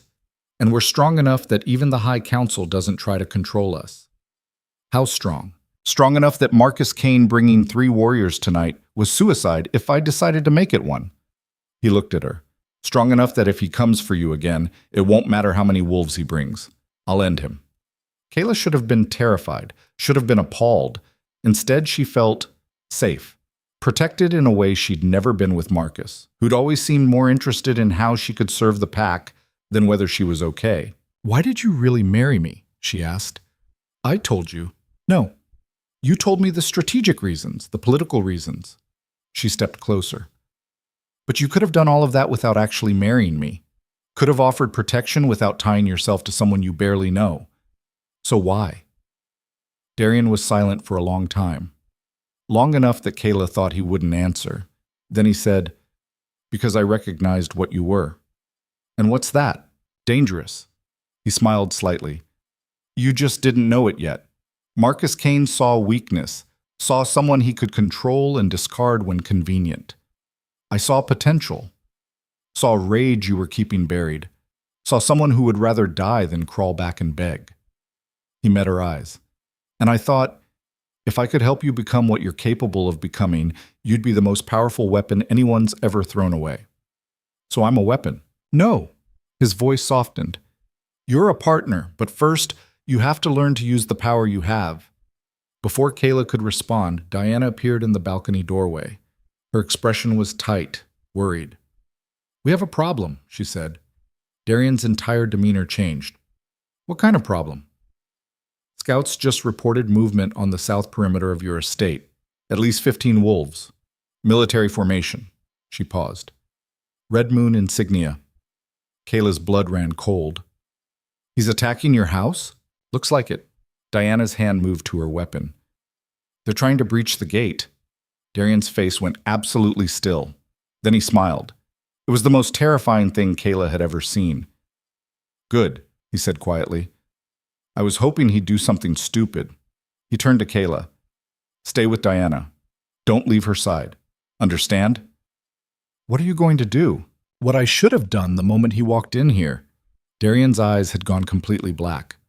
I'm going to teach Marcus Kane what happens when you threaten what's mine. He walked back inside. Diana grabbed Kaela's arm. Come on, we're leaving. But now. They moved through the crowd, Diana cutting a path, Kaela following. People stared, sensing something wrong. They reached the entrance just as Darian's security team converged around them. The car was waiting.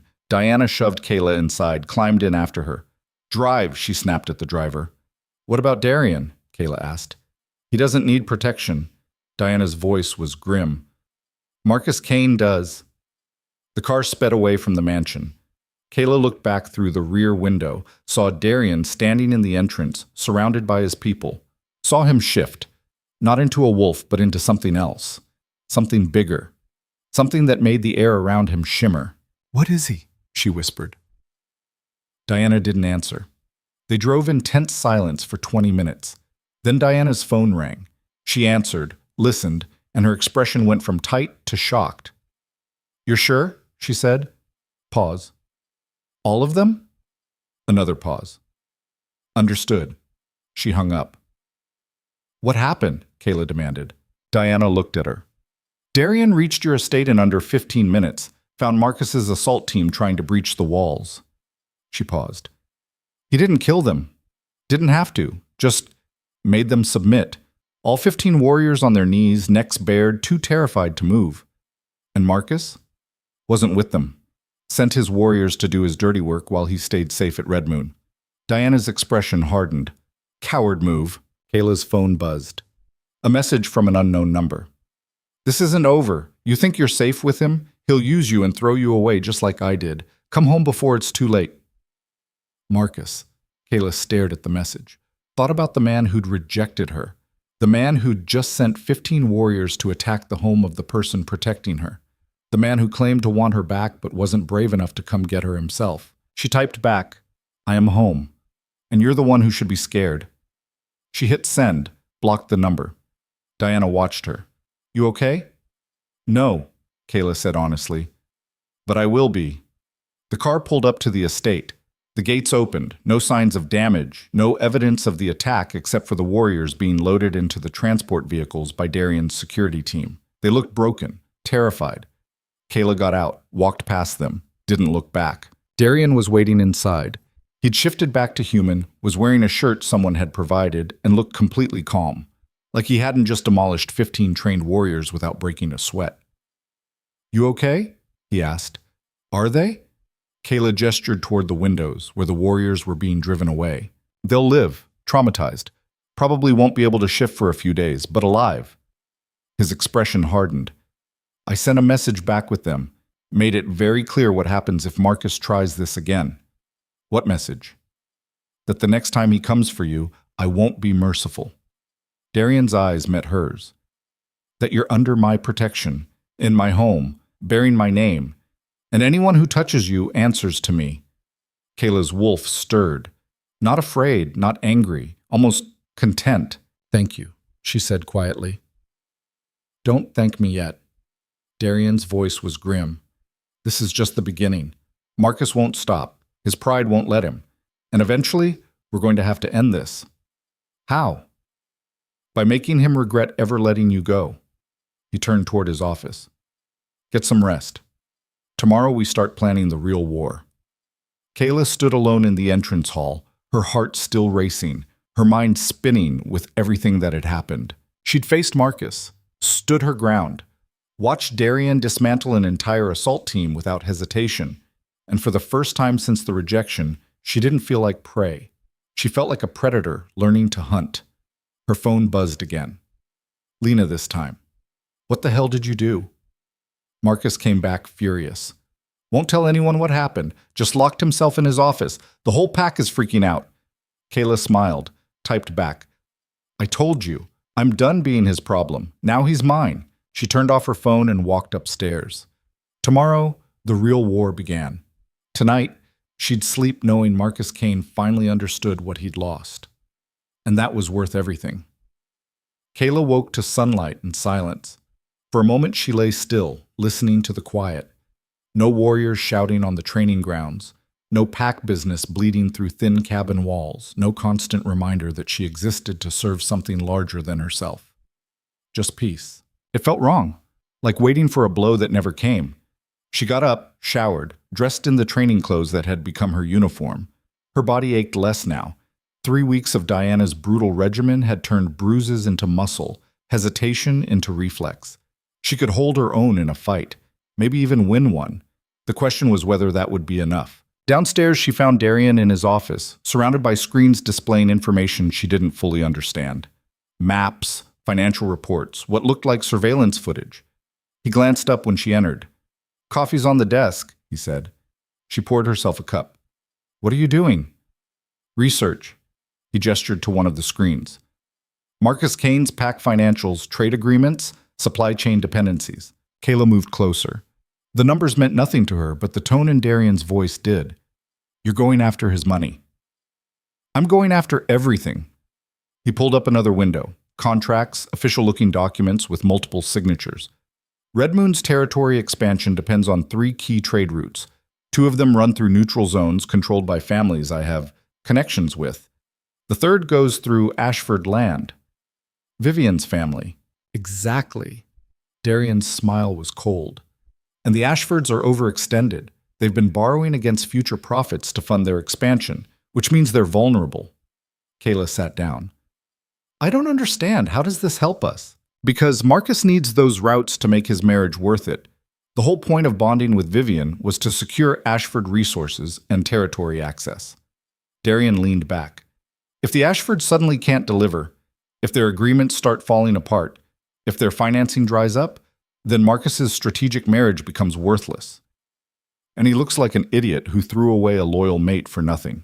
Worse, he looks weak, desperate, like someone who makes bad decisions under pressure. Darian's eyes glinted. And in pack politics, perception of weakness is blood in the water. Kaela's wolf stirred, not uncomfortable with this, hungry for it. What do you need me to do? Learn. He stood, walked to a whiteboard covered in diagrams that looked like a conspiracy theorist's fever dream. I can dismantle Marcus financially, but you need to understand how it works. Need to be able to see the pieces moving so you can protect yourself when I'm not around. You think he'll come after me again? I know he will. Darian's voice was certain. The attack on the estate was just the opening move. He's testing boundaries, seeing what he can get away with. Next time, he'll be smarter, more careful. Then we make sure there isn't a next time. Darian looked at her. Something shifted in his expression. You sound like you mean that. I do. Kaela stood, moved to the whiteboard. I'm tired of waiting for him to make the next move, tired of being afraid. She met Darian's eyes. You said you'd teach me to use the power I have, so teach me. Show me how to burn everything he built. For a long moment, Darian didn't speak. Then he smiled, a real smile, sharp and genuine and almost proud. All right, he said. Let's start with the northern route. They spent the next 4 hours dissecting Marcus's operation. Darian walked her through every connection, every dependency, every weak point in the chain. He showed her how money moved through pack territories, how political favors were traded like currency, how a single disrupted shipment could cascade into a financial crisis. It was overwhelming, complicated, and absolutely fascinating. Here, Darian said, pointing to a specific trade agreement. This contract is up for renewal in 2 weeks. It's between Red Moon and a neutral trading house that supplies most of their medical equipment. The contract's been in place for 15 years. And I own the trading house. Have for the last 6 months. His smile was predatory. Marcus doesn't know that yet. When renewal time comes, the prices are going to triple. Or the contract expires. His choice. Kaela stared at him. You bought an entire company just to mess with Marcus? I bought it because it was undervalued and the previous owner was an idiot. The fact that it gives me leverage over Marcus is just a bonus. He pulled up another screen. But that's not enough. We need to hit him from multiple angles, make it impossible to defend against everything at once. What other angles? Political, social, personal. Darian counted them off. I've already started with political. Richard Hale and 3 other territory leaders are now questioning Red Moon's stability. Social happened at the gathering. Everyone saw Marcus lose control in public. Personal is where you come in. How? By being visible, by being successful, by showing everyone that you didn't just survive being rejected, you thrived. He looked at her. In 2 days, there's a charity event, major fundraiser for the Territory Orphanage Fund. Every pack leader attends, every influential family. It's the social event of the season. And you want me to go. I want you to host it. Kaela's stomach dropped.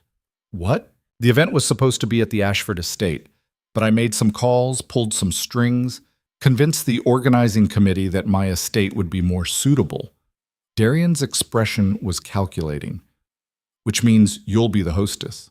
You'll greet guests, give a speech, show Marcus and Vivian that you're not hiding, not ashamed, not broken. I can't. Yes, you can. His voice was firm. I'll help. Vivian will prepare you. Diana will handle security. But this needs to be you, Kaela. You need to stand in front of everyone who witnessed your rejection and show them you're stronger now than you ever were with Marcus. The idea terrified her. Standing in front of hundreds of people, making a speech, pretending she belonged in a world that had always looked at her like she was less than. But then she thought about Marcus watching her fail, watching her stumble and prove he was right to throw her away. Okay, she said, I'll do it. Good. Darian checked his watch. You have 48 hours. Don't waste them. The next 2 days were chaos. Vivian drilled her relentlessly on proper hosting etiquette, how to greet dignitaries, how to work a room, how to make small talk without revealing anything meaningful. Diana ran her through security protocols until Kaela could identify potential threats in her sleep. And Darian made her practice her speech 17 times until she could deliver it without her voice shaking. Remember, Vivian said the night before the event, you're not asking for their approval. You're not performing for them. You're showing them who you are now. And if they don't like it, that's their problem. What if I freeze? You won't. Vivian's voice was confident. I've seen you train with Diana. I've watched you hold your own in strategy sessions with Darian. You're stronger than you think. You just need to believe it. Kaela wanted to feel the certainty Vivian projected, but doubt was a familiar friend and it whispered all the ways this could go wrong. That night, she barely slept. When dawn came, she was already awake, staring at the ceiling and trying to calm her racing heart. A knock at the door. Mira's voice. Mrs. Voss, Mr. Voss asked me to bring this. Kaela opened the door. Mira held a garment bag in a small box. For tonight, Mira said, smiling. He said you'd know when to open the box. She left. Kaela hung the garment bag and stared at the box. Small, elegant, wrapped in black paper. She opened it. Inside was a necklace, silver chain, pendant shaped like a wolf's head. Simple, beautiful, and exactly like the charm Lena had given her, except this one was clearly expensive, professional, permanent. A note in Darian's handwriting. You're not alone. Remember that. Kaela held the necklace and felt something crack in her chest. Not breaking, opening, making room for something she hadn't let herself feel in a long time. Hope. The event started at 7. By 6:30, the estate was transformed. Lights strung through the gardens, tables set with precision, staff moving with practiced efficiency. Kaela stood at the entrance in the dress Darian had chosen, midnight blue this time, elegant without being flashy, and tried not to vomit. "Breathe," Diana said beside her. She was dressed in formal wear that didn't quite hide the weapons she carried. "You've got this." "What if I don't?" "Then you fake it until you do. That's how this works." The first guests arrived. Kaela greeted them with the words Vivian had made her memorize, smiled, made small talk, pretended her hands weren't shaking. More guests, more introductions. She fell into a rhythm, name, greeting, pleasantry, move on. It was exhausting, but manageable. Then Richard Hale arrived. He looked at her with those calculating eyes and said, "Mrs. Voss, what a lovely venue." "Thank you for coming," Kaela said. "Wouldn't miss it." He lowered his voice. "I have to say, watching you navigate this world is fascinating. A month ago, you were a Border Patrol warrior. Now you're hosting the social event of the season. That's quite a transformation." "People adapt," Kaela said carefully. "They do, but not usually this successfully." He smiled. "You're making quite an impression. People are talking." "Good things, I hope. Interesting things. Which is better?" He moved on, leaving Kaela to wonder if that was a compliment or a warning. More guests flooded in. The crowd swelled. Kaela worked the room the way Vivian had taught her, never staying in one place too long, making sure everyone felt acknowledged, projecting confidence she didn't entirely feel. And then Marcus arrived. He walked in with Vivian on his arm, both of them dressed like they were attending a coronation. Vivian's dress was white, again, which Kaela was starting to think was a power move, and dripping with diamonds. Marcus wore a suit that probably cost a fortune and an expression that said he'd rather be anywhere else. Their eyes met across the room. Kaela forced herself to smile, to nod, to acknowledge him like he was just another guest. Marcus's jaw tightened. Darian appeared at Kaela's side. "Ready?" he murmured. "For what?" "To give your speech." Her stomach dropped. "Now?" "Now." He guided her toward a small stage that had been set up in the main hall. "Remember what we practiced. You've got this." He squeezed her hand once. Then she was alone on the stage, microphone in hand, hundreds of faces turned toward her. The room went quiet. Kaela took a breath, found Marcus in the crowd, met his eyes, and began. "Thank you all for coming tonight," she said. Her voice was steady, stronger than she expected. "This event means a great deal to me, and I'm honored to host it. The Territory Orphanage Fund provides critical support for children who've lost their families, who've lost their place in the world, who need someone to believe in them when everything else has fallen apart." She paused. Let the words settle. "I understand that," she continued, "because a month ago, I was one of them. I lost my pack, my home, everything I thought defined me." She could see people shifting uncomfortably, saw Marcus's face go tight. "I was rejected, cast out, told I wasn't good enough, wasn't valuable enough, wasn't worth keeping." Vivian whispered something to Marcus. He shook his head. "But I'm still here," Kaela said. "Not because I crawled back and begged, not because I accepted that verdict, but because someone saw value where others saw weakness. Someone gave me a chance to become more than what I was." She looked at Darian. He nodded. "And tonight, I'm asking all of you to do the same for these children, to see their potential instead of their loss, to give them the chance to become something extraordinary." She paused. "Because the most dangerous thing you can do is underestimate someone who has nothing left to lose. Thank you." The room exploded in applause, genuine, enthusiastic, not the polite golf claps she'd expected. Kaela stepped off the stage on shaking legs. Darian was there immediately. "Perfect," he murmured. "Absolutely perfect." People swarmed her, offering congratulations, pledging donations, asking questions. She answered them on autopilot, her mind still spinning from the adrenaline rush of the speech. And then Marcus was in front of her. "We need to talk," he said. "No," Kaela replied. "We don't." "Kaela, Mrs. Voss," she corrected. "And unless you're making a donation to the orphanage fund, we have nothing to discuss." His face darkened. "You can't just—" "I can." She kept her voice calm, public. "You made your choice. You rejected our bond, threw me out of the pack, and moved on. I'm doing the same. I suggest you accept that." "This is because of him." Marcus glanced at Darian, who stood a few feet away, watching. He's using you, can't you see that? The only person who used me was you. Kaela's voice went cold. You kept me around as long as I was useful. The moment someone better came along, you threw me away. So don't stand here and lecture me about being used. I made a strategic decision for the good of the pack. You made a cowardly decision because you were afraid to choose loyalty over politics. She stepped closer, lowered her voice so only he could hear. And now you're watching me thrive without you. That's what this is really about. Your ego can't handle the fact that I'm better off. Marcus's hand shot out, grabbed her wrist. You don't get to... Diana was there in a heartbeat. Her hand locked around Marcus's arm and her voice was deadly quiet. Let go, now. Marcus looked at Diana, saw something in her eyes that made him release Kaela's wrist. This isn't over, he said. Yes, Kaela replied. It is.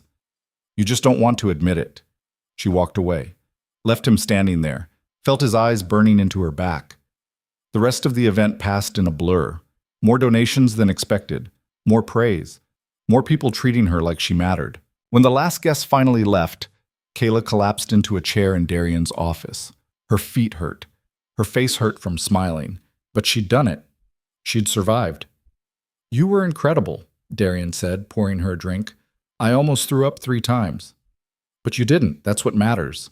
He handed her the glass, and the message was received. Marcus looked like he'd been hit by a truck. Good. Kaela sipped the drink. Something expensive that burned on the way down. What happens now? Now we wait. Darian sat across from her. Give it a week. Maybe 2. Then the financial pressure starts hitting Marcus. Trade routes get disrupted. Costs increase. Allies start backing away. And he'll realize that losing you was just the beginning. And if he tries something desperate, then we end it. Darian's voice was calm, final. But I don't think he will.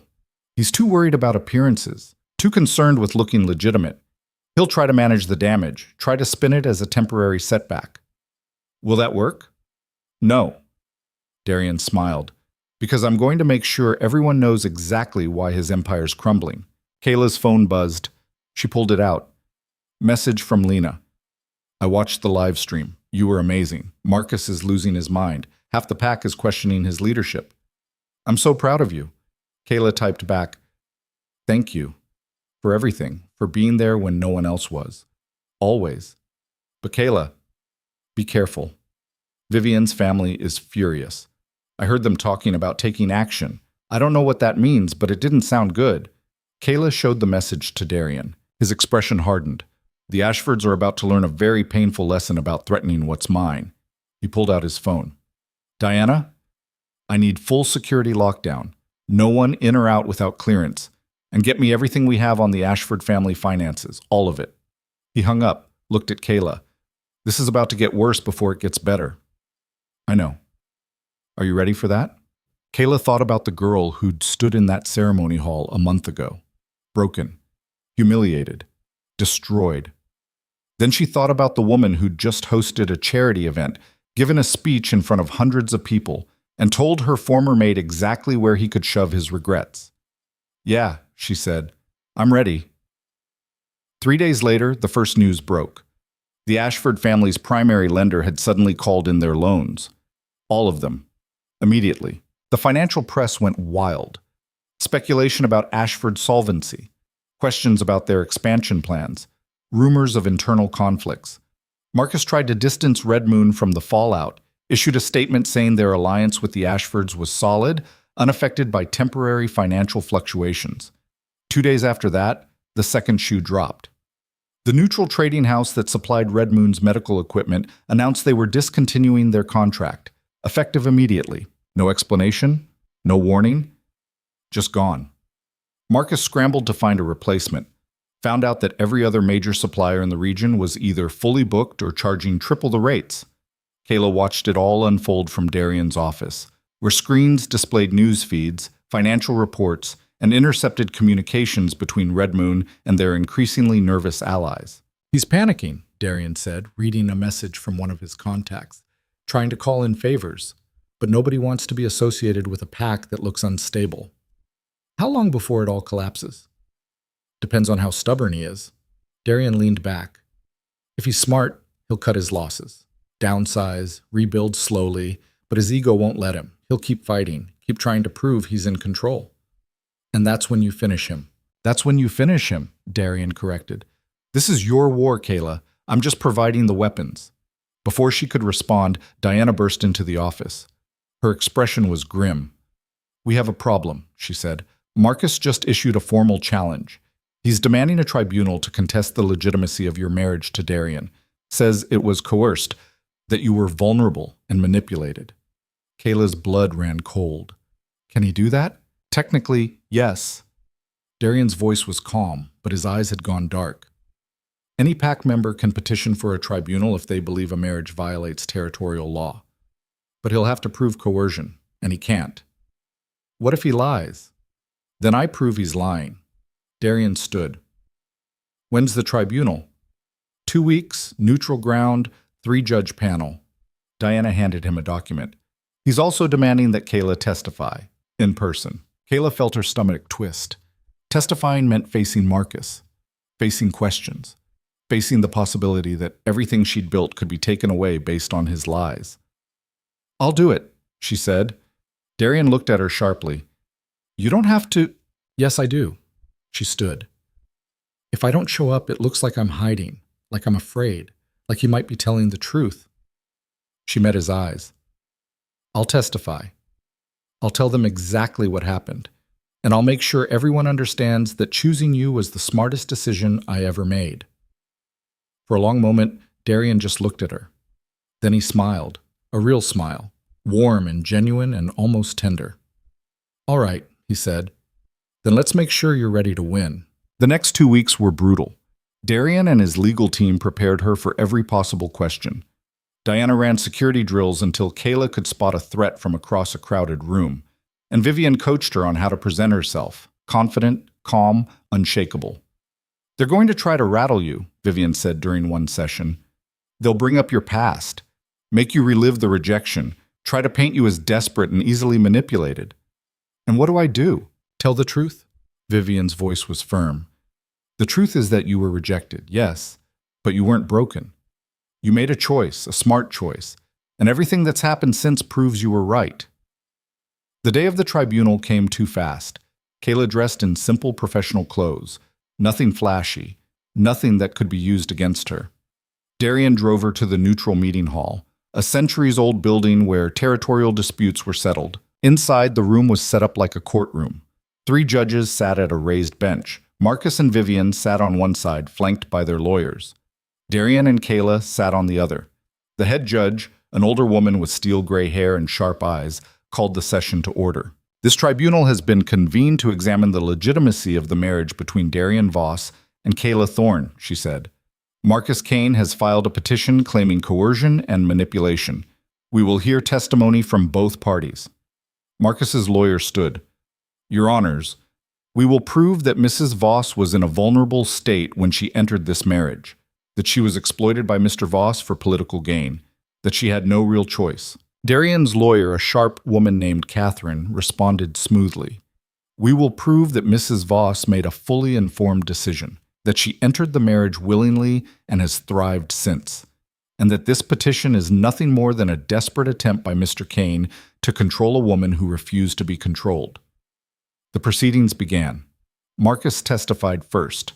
He described finding Kaela in the diner, claimed Darian had threatened her, said she'd looked terrified. Kaela watched him lie with a straight face and felt her anger build. Then it was her turn. She took the stand, swore to tell the truth, met Marcus's eyes across the room. Mrs. Voss, Catherine began gently, can you describe your state of mind when you met Mr. Voss? I was scared, Kaela said honestly. I'd just been exiled. I had no pack, no protection, no plan. I was running because staying meant dying. And when Mr. Voss offered marriage, did you feel threatened? No. Kaela's voice was clear. I felt like I had a choice for the first time in weeks. Stay afraid and alone, or take a chance on something that might save my life. Did Mr. Voss coerce you in any way? No, he made an offer. I accepted. That was it. Marcus's lawyer stood. Mrs. Voss, isn't it true that you were emotionally compromised? That you just had your bond severed? Yes. And in that compromised state, you made a life-altering decision within hours of meeting a complete stranger? I made a survival decision, Kaela corrected, and it was the right one. How can you be sure? Kaela looked directly at Marcus. Because I'm still alive. I'm stronger. I'm learning things I never could have learned in Red Moon. And I'm not spending every day wondering if I'm good enough to keep my mate from trading me in for someone better. The room went silent. Marcus's face went red. No further questions, his lawyer said tightly. Catherine stood. Mrs. Voss, in your own words, how would you describe your marriage to Mr. Voss? Kaela thought about the training, the strategy sessions, the way Darian had taught her to see herself as something other than worthless. It's a partnership, she said. We're building something together. And for the first time in my life, I feel like an equal. Not a tool, not a burden. An equal. Thank you, Catherine said. The judges deliberated for 30 minutes. When they returned, the head judge's expression was neutral. We have reviewed the testimony, she said, and we find no evidence of coercion or manipulation. Mrs. Voss entered her marriage freely and has demonstrated clear agency in her decisions since. She looked at Marcus. This petition is denied. The marriage stands. Marcus shot to his feet. This is dismissed, Mr. Kane. The judge's voice cut through his protest. And I suggest you reconsider filing frivolous petitions in the future. This tribunal does not exist to settle personal grievances. She banged the gavel. It was over. Kaela stood on shaking legs. Darian was beside her immediately, his hand on her back. You did it, he said quietly. She had. She'd faced Marcus, told the truth, and won. Outside the building, reporters swarmed. Questions shouted from every direction. Darian's security team formed a barrier, but Kaela paused. Mrs. Voss, one reporter called, do you have any comment on the tribunal's decision? Kaela looked at the cameras, thought about everyone watching, everyone who'd seen her rejected, everyone who'd assumed she'd break. Just one, she said. I made the right choice, and I'd make it again. Then Darian guided her to the car, and they drove away. In the back seat, Kaela finally let herself breathe. Marcus is finished, Darian said. After this, no one will take him seriously. The tribunal rejection, the financial troubles, his allies backing away. He looked at her. You won. Kaela stared out the window at the passing landscape, thought about the girl who'd crossed the border alone with nothing but a backpack and broken bond. She was gone, replaced by someone harder, smarter, stronger. No, she said finally. We haven't won yet, but we're close. Darian smiled. Then let's finish it. And Kaela realized she was ready to stop running, ready to stop surviving, ready to burn everything Marcus Kane had built and rise from the ashes as something he could never control. The war was almost over, and she was going to make sure everyone remembered who won. The war was almost over, and she was going to make sure everyone remembered who won.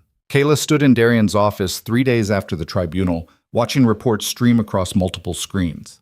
The fallout from Marcus's failed petition had been immediate and brutal. 3 of Red Moon's key allies had publicly withdrawn their support. 2 trade agreements had been suspended pending review, and the Ashford family, desperate to distance themselves from the chaos, had issued a statement saying their arrangement with Marcus was under reconsideration. They're eating him alive, Diana said from her position by the window. She was reading something on her tablet, her expression somewhere between satisfaction and concern. The pack's splitting. Half want him to step down, the other half are too loyal or too scared to say it out loud. Good, Kaela said. She meant it, felt it in her bones. The cold satisfaction of watching someone who'd thrown her away finally face consequences. Darian entered carrying a folder. We have a problem. Kaela's stomach tightened. What kind? The desperate kind. He dropped the folder on the desk. Marcus called an emergency PAC meeting. He's planning to make a formal announcement tomorrow night. My sources say he's going to claim the marriage between you and me is invalid under traditional PAC law. That you're still technically his mate because the rejection wasn't properly witnessed by the High Council. That's insane. Everyone saw the rejection. Doesn't matter. He's grasping at anything that might give him leverage. Darian's jaw was tight. And there's precedent. Technically, rejections are supposed to be filed with the council within 72 hours. Marcus never filed. Kaela felt the ground shift under her feet. So what does that mean? It means he can argue the rejection wasn't legitimate, that you're still bound to him under pack law. Darian's eyes were hard. And if he convinces enough of the council, they could force you to return to Red Moon for a proper severance ceremony. Like hell, Kaela's voice came out sharp. I'm not going back there. I'm not letting him control me again. You won't have to.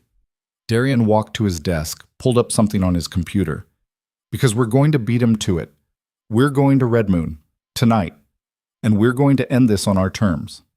Diana straightened. That's suicide. You walk into his territory, you're giving him home advantage. No, I'm calling his bluff. Darian looked at Kaela. He's counting on you being afraid, counting on you hiding behind me. But if you show up, face him in front of his entire pack, and prove you're not afraid, he loses everything. Kaela's heart hammered. Going back to Red Moon meant facing everyone who'd watched her humiliation, meant standing in front of the pack that had thrown her away and showing them what she'd become. It was terrifying and absolutely necessary. What do I need to do? She asked. Darian smiled. Exactly what you've been doing. Be yourself. Be strong. And let Marcus destroy himself trying to prove he was right. 4 hours later, Kaela was in a car headed toward Red Moon territory with Darian, Diana, and 3 other security personnel. The sun was setting, painting the mountains in shades of red and gold. Kaela watched the familiar landscape pass and felt her wolf stir. Not afraid, alert, ready. You okay? Darian asked. No. Kaela kept her eyes on the window. But I'm doing it anyway. That's all that matters. They crossed the border just after dark. Kaela felt the shift immediately, the scent markers, the territorial claim, the weight of pack presence pressing against her senses. Her wolf wanted to retreat, wanted to run. She forced it down. The pack meeting hall came into view. Every window blazed with light. Cars filled the parking area. The entire pack was here, waiting. Last chance to back out, Diana said. Not a chance. Kaela opened the door before the car fully stopped. The cold air hit her like a slap. She could hear voices inside the hall, angry, argumentative, scared. She took a breath, straightened her shoulders, and walked toward the entrance. Darian fell into step beside her. Remember, you're not asking permission. You're not apologizing. You're stating facts. I know. The doors opened. The hall went silent. Every head turned. 300 wolves staring at her with expressions ranging from shock to hostility to something that might have been guilt. Kaela kept walking, her heels clicking on the wooden floor, her head high. Marcus stood at the front, mid-sentence, his mouth still open. Vivian sat beside him, her face going white. The pack elders occupied the raised platform, 5 of them, including Kaela's father, who wouldn't meet her eyes. Kaela, Marcus said finally. His voice was rough, unprepared. What are you doing here? You called a pack meeting to discuss me, Kaela said. Her voice carried through the silent hall. I thought I should attend. This doesn't concern you anymore. You left.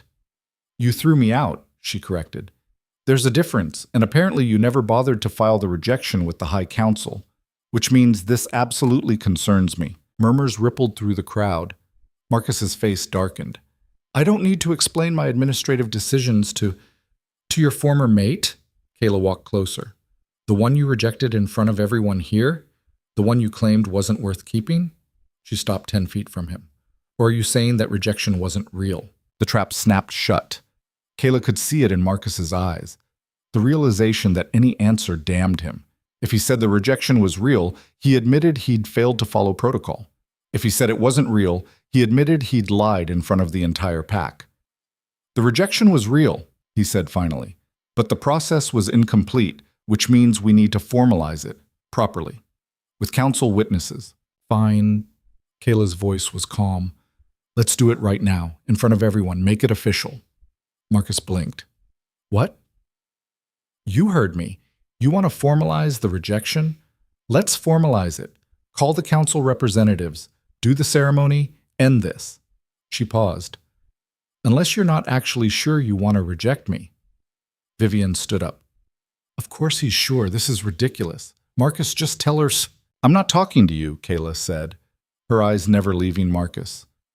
This is between me and the man who claimed to love me before he decided I wasn't profitable enough. The hall was dead silent. Everyone watching, everyone waiting. Marcus's hands clenched. You think you can come back here and make demands? You're not Pack anymore. You're nothing. If I'm nothing, why are you so desperate to make sure I can't come back? Kaela stepped closer. Why file a petition claiming our marriage was forced? Why tell everyone I'm still bound to you under Pack law? If I'm nothing, why do you care? I don't. You do. Her voice cut through his denial. Because seeing me with Darian destroys the story you've been telling yourself. The story where rejecting me was a smart strategic move. Where choosing Vivian and her family's money was the right call. She could see people in the crowd nodding, could feel the shift happening. But it wasn't, was it? Because the Ashfords are broke. Your trade routes are falling apart. Your allies are backing away, and I'm thriving. You're being used, Marcus said. His voice had an edge of desperation now. Voss doesn't care about you. He's using you to get at me, to undermine Red Moon. Maybe, Kaela shrugged, or maybe he saw something in me you were too blind to notice. Maybe he gave me a chance to become more than your loyal soldier. Maybe he actually values me as a partner instead of a possession. She turned to address the crowd. I came here tonight because Marcus keeps trying to pull me back into his orbit, keeps trying to control me even after he threw me away, and I want to make something very clear to everyone here. She raised her voice. I don't want to come back. I don't want to be part of this pack.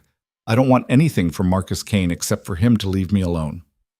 Then why are you here? Someone shouted from the crowd. Because he won't let go. Kaela pointed at Marcus. Because he'd rather drag me through tribunals and legal battles than admit he made a mistake. Because his ego can't handle the fact that I'm better off without him.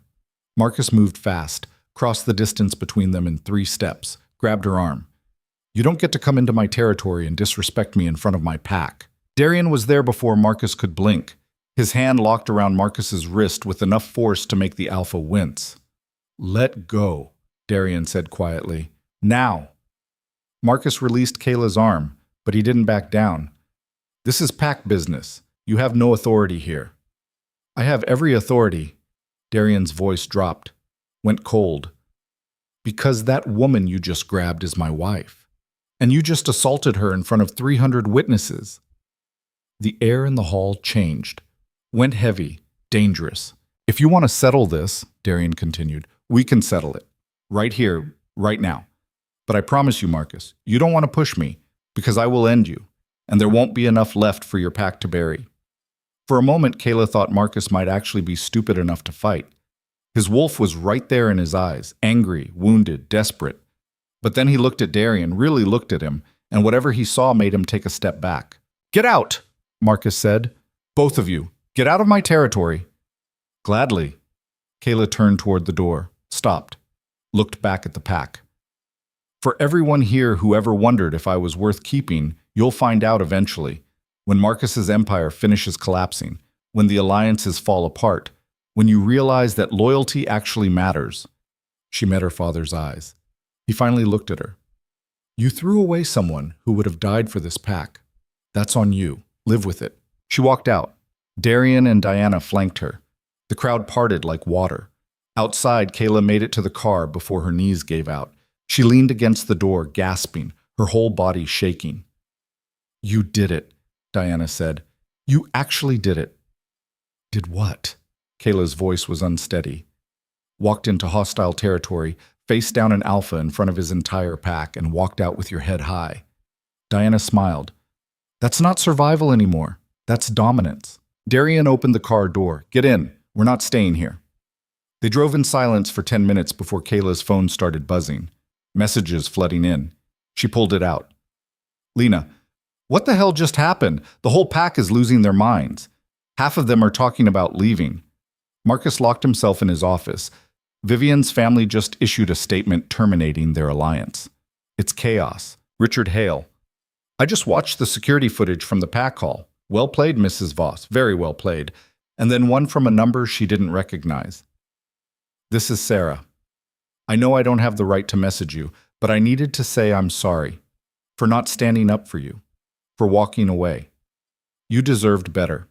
We all failed you. I'm glad you found somewhere that doesn't. Kaela stared at that last message, felt something crack in her chest. Not breaking, but loosening. Letting go of anger she'd been carrying like armor. She typed back, "Thank you. That means more than you know." Darian glanced at her. "You okay?" "Yeah." Kaela set the phone down.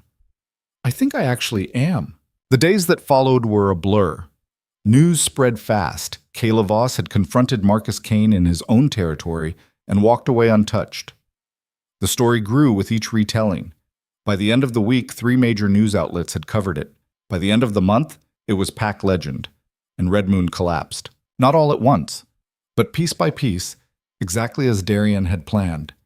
The Ashford Alliance dissolved. Trade routes dried up. Allies found other partners.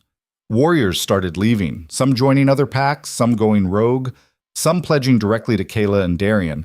Marcus tried to hold it together, issued statements about temporary setbacks and strategic restructuring. But everyone could see the truth. He'd made an enemy of the wrong woman, and she'd destroyed him without ever raising a claw. 6 weeks after the confrontation, Kaela stood in Darian's office watching the final report. Red Moon Pack was officially under council oversight. Marcus had been removed as alpha pending an investigation into financial mismanagement and protocol violations. The pack was being dissolved, its members redistributed to other territories. "It's done," Darian said. "Marcus has nothing. No pack, no power, no allies. Vivian left him 3 days ago, filed for dissolution of their bond. Kaela should have felt triumphant, should have felt vindicated. Instead, she just felt tired." "I don't feel like I won," she said quietly, "because you didn't win."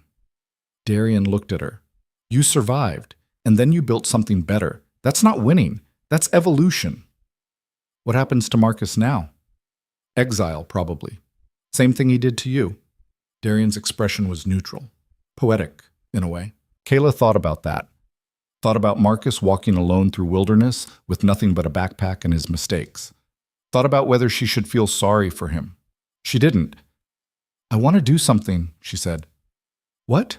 "The pack members who are being redistributed, some of them are good people who got caught in Marcus's mess. People who were loyal to the pack, not to him." She turned to face Darian. "Can we offer them sanctuary? Give them a choice to join us instead of being forced into territories they don't know?" Darian raised an eyebrow. "You want to build a pack?" "I want to build something better." Kaela's voice was firm. "A place where loyalty matters. Where people aren't thrown away the moment they stop being useful. Where strength comes from trust, not fear." "That's ambitious." "You married me because you saw potential. Let me use it." For a long moment, Darian just looked at her. Then he smiled, a real smile, warm and genuine. "All right, let's build something better." Over the next 3 months, they did exactly that. Word spread that Kaela Voss was offering sanctuary to displaced Red Moon wolves. At first, only a few came, wary, uncertain, expecting another Marcus. But Kaela met with each one personally, listened to their stories, gave them real choices. "You don't have to pledge to me," she told a young warrior named Evan, who'd been in her training group back in Red Moon. "You don't have to prove your worth or earn your place. You just have to be honest and willing to work. That's it." Evan stared at her. "That's not how packs work." "It's how this one does." By the end of the first month, 30 wolves had joined. By the end of the second, 60. By the end of the third, over 100. Not just from Red Moon, from other packs too. Wolves who'd been rejected, cast out, deemed not valuable enough. Wolves who'd heard about the woman who'd turned exile into empire and wanted to be part of what she was building. Diana helped establish training protocols. Vivian taught etiquette and diplomacy. And Darian provided the resources and political connections to make it all legitimate. They called it Haven Pack. Simple, direct, true. 6 months after her rejection, Kaela stood on a platform overlooking the training grounds of their estate, now officially recognized as pack territory by the High Council. Over 200 wolves moved through drills, sparred, trained, lived, not because they were forced to, because they chose to be there. Lena appeared at her side. She'd left Red Moon 3 months ago, one of the first to pledge to Haven. "You did it," she said. "You actually built something that works." "We built it," Kaela corrected. "This isn't just me." "No, but it started with you."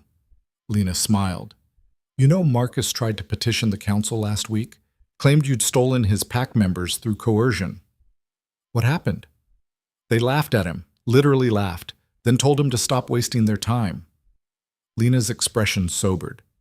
He's been spotted in the neutral zones, living rough, alone, exactly like you were. Kaela waited to feel satisfaction, or pity, or anything, but there was just nothing. Marcus was part of a past that didn't matter anymore. I hope he finds his way, she said finally. But it's not my problem. Darian approached, carrying 2 cups of coffee. He handed one to Kaela, nodded to Lena. Council meeting in an hour. Richard Hale wants to discuss formal alliance terms. He wants to ally with us? Lena looked shocked. He wants to ally with power, and we have it. Darian looked at Kaela. But it's your call. You're the alpha of this pack. The words should have felt strange, foreign. A month ago they would have. But now, set the meeting, Kaela said. But make sure he understands, we don't negotiate from weakness. We negotiate as equals, or not at all. Darian smiled. Yes, Alpha. Lena left to prepare. Darian stayed standing beside Kaela as they watched the pack train. I never thanked you, Kaela said quietly. For what? For seeing something in me when I couldn't see it myself.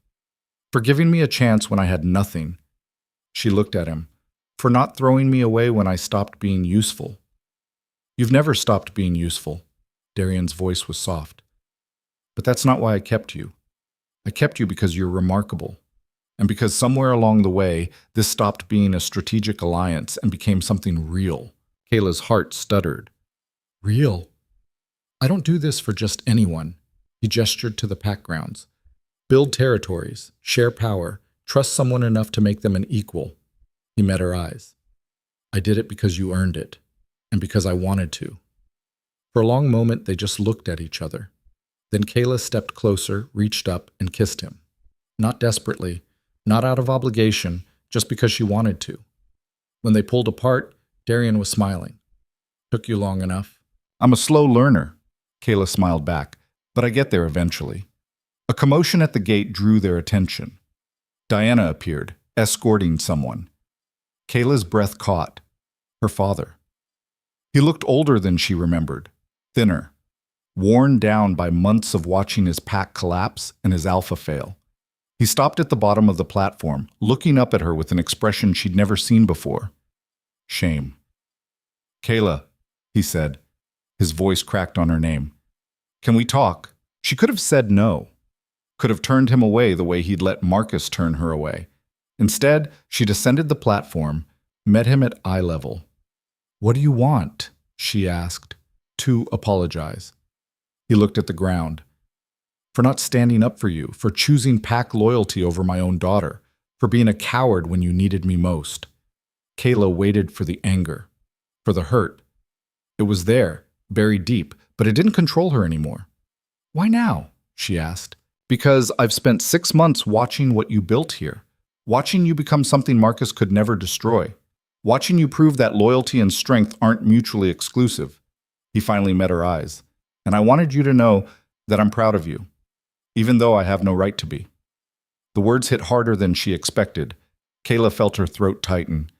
You had a choice.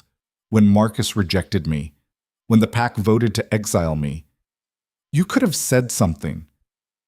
I know. You could have stood up for me. I know. His voice broke. And I didn't. And I'll regret that for the rest of my life. Kaela took a breath. I can't forgive you. Not yet. Maybe not ever.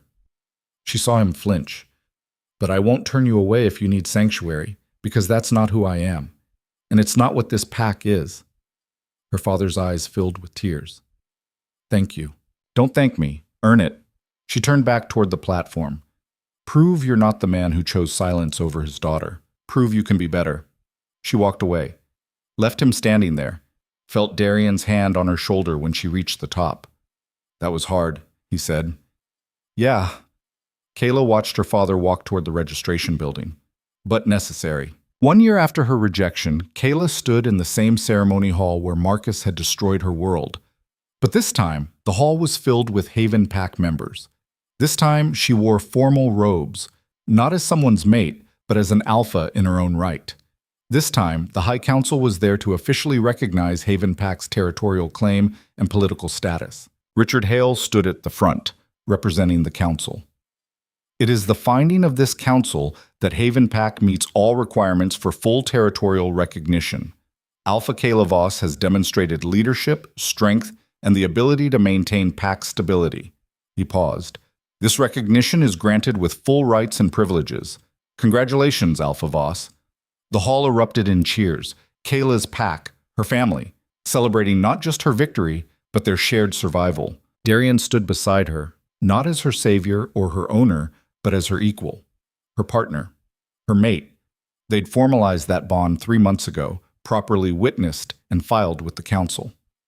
After the ceremony, Kaela stood on the steps outside, looking out at the territory that was now officially hers. People approached to offer congratulations. Former Red Moon wolves, new recruits, even a few alphas from neighboring territories. And then Marcus appeared. He looked nothing like the powerful alpha who'd rejected her. He was thinner, harder, with eyes that had seen too much and lost too much. He stopped at the bottom of the steps, looking up at her. "Kaela," he said. The crowd went silent. Diana moved closer, her hand on her weapon. But Kaela raised a hand, stopped her. "Marcus," she said neutrally. He struggled with the words. "I came to say I was wrong. About everything. About you. About what mattered." He took a breath. "You were the best thing in my life. And I threw you away for money and power that meant nothing. I know I don't deserve forgiveness. I don't even deserve to be standing here. But I needed you to know that you were right. Loyalty did matter. And I was a fool for not seeing it." Kaela looked at him. The man who'd broken her, the man who'd set her on this path, and felt nothing. No anger, no pain, no satisfaction. "I know," she said simply. Marcus blinked. "That's it? What do you want me to say?" Kaela descended one step. "That I forgive you? I don't. That I hate you? I don't. You're just someone I used to know. Someone who made a mistake that cost him everything and gave me everything." She shrugged. "I don't think about you anymore, Marcus. You don't matter." The words hit him like a physical blow. She could see it in his face, the final understanding that he truly had lost her. Not to Darian, not to anger or revenge. He'd lost her because she'd outgrown him, become something he couldn't touch. "I hope you find peace," she said, "but you won't find it here." She turned and walked back into the hall, left him standing there, didn't look back. Darian was waiting inside. That was cold. That was honest. Kaela took his hand. "I spent too long letting Marcus define me. First as his mate, then as his reject, then as someone trying to prove him wrong." She looked up at him. "I'm done with all of that. I'm just me now, and that's enough. More than enough." Darian kissed her forehead. "Come on, your pack is waiting." They walked together into the celebration, into the life Kaela had built from nothing, into the future she'd created by refusing to break. Later that night, when the celebration had wound down and most of the pack had gone to bed, Kaela stood on the balcony of her private quarters, her home, her territory, her kingdom. The mountains stretched out in every direction, dark and beautiful and unforgiving. Her phone buzzed. A message from Sarah. "I saw the recognition ceremony footage. You looked like a queen. I'm so glad you found your way." Kaela smiled, typed back, "Thank you for apologizing, for remembering I was worth something." She set the phone down and pulled out Lena's grandmother's charm, the wolf's head she'd carried through everything. She held it for a moment, remembering the girl who'd crossed the border alone and terrified. That girl was gone, replaced by a woman who'd turned exile into empire, rejection into revolution, humiliation into power. Darian appeared behind her, wrapped his arms around her waist. "What are you thinking about?" "How far we've come," Kaela said. "How much has changed. Any regrets?" "Just one." She leaned back against him. "I regret not realizing sooner that I was never the problem, that I was always enough, that Marcus's rejection wasn't a verdict on my worth. It was proof he couldn't see value when it was standing right in front of him." "His loss," Darian murmured. "My gain." "Our gain," Kaela corrected. She turned to face him. Because we built this together, and we're going to keep building it stronger, better, until everyone knows that loyalty isn't weakness. It's the most powerful weapon anyone can have. Darian smiled, kissed her.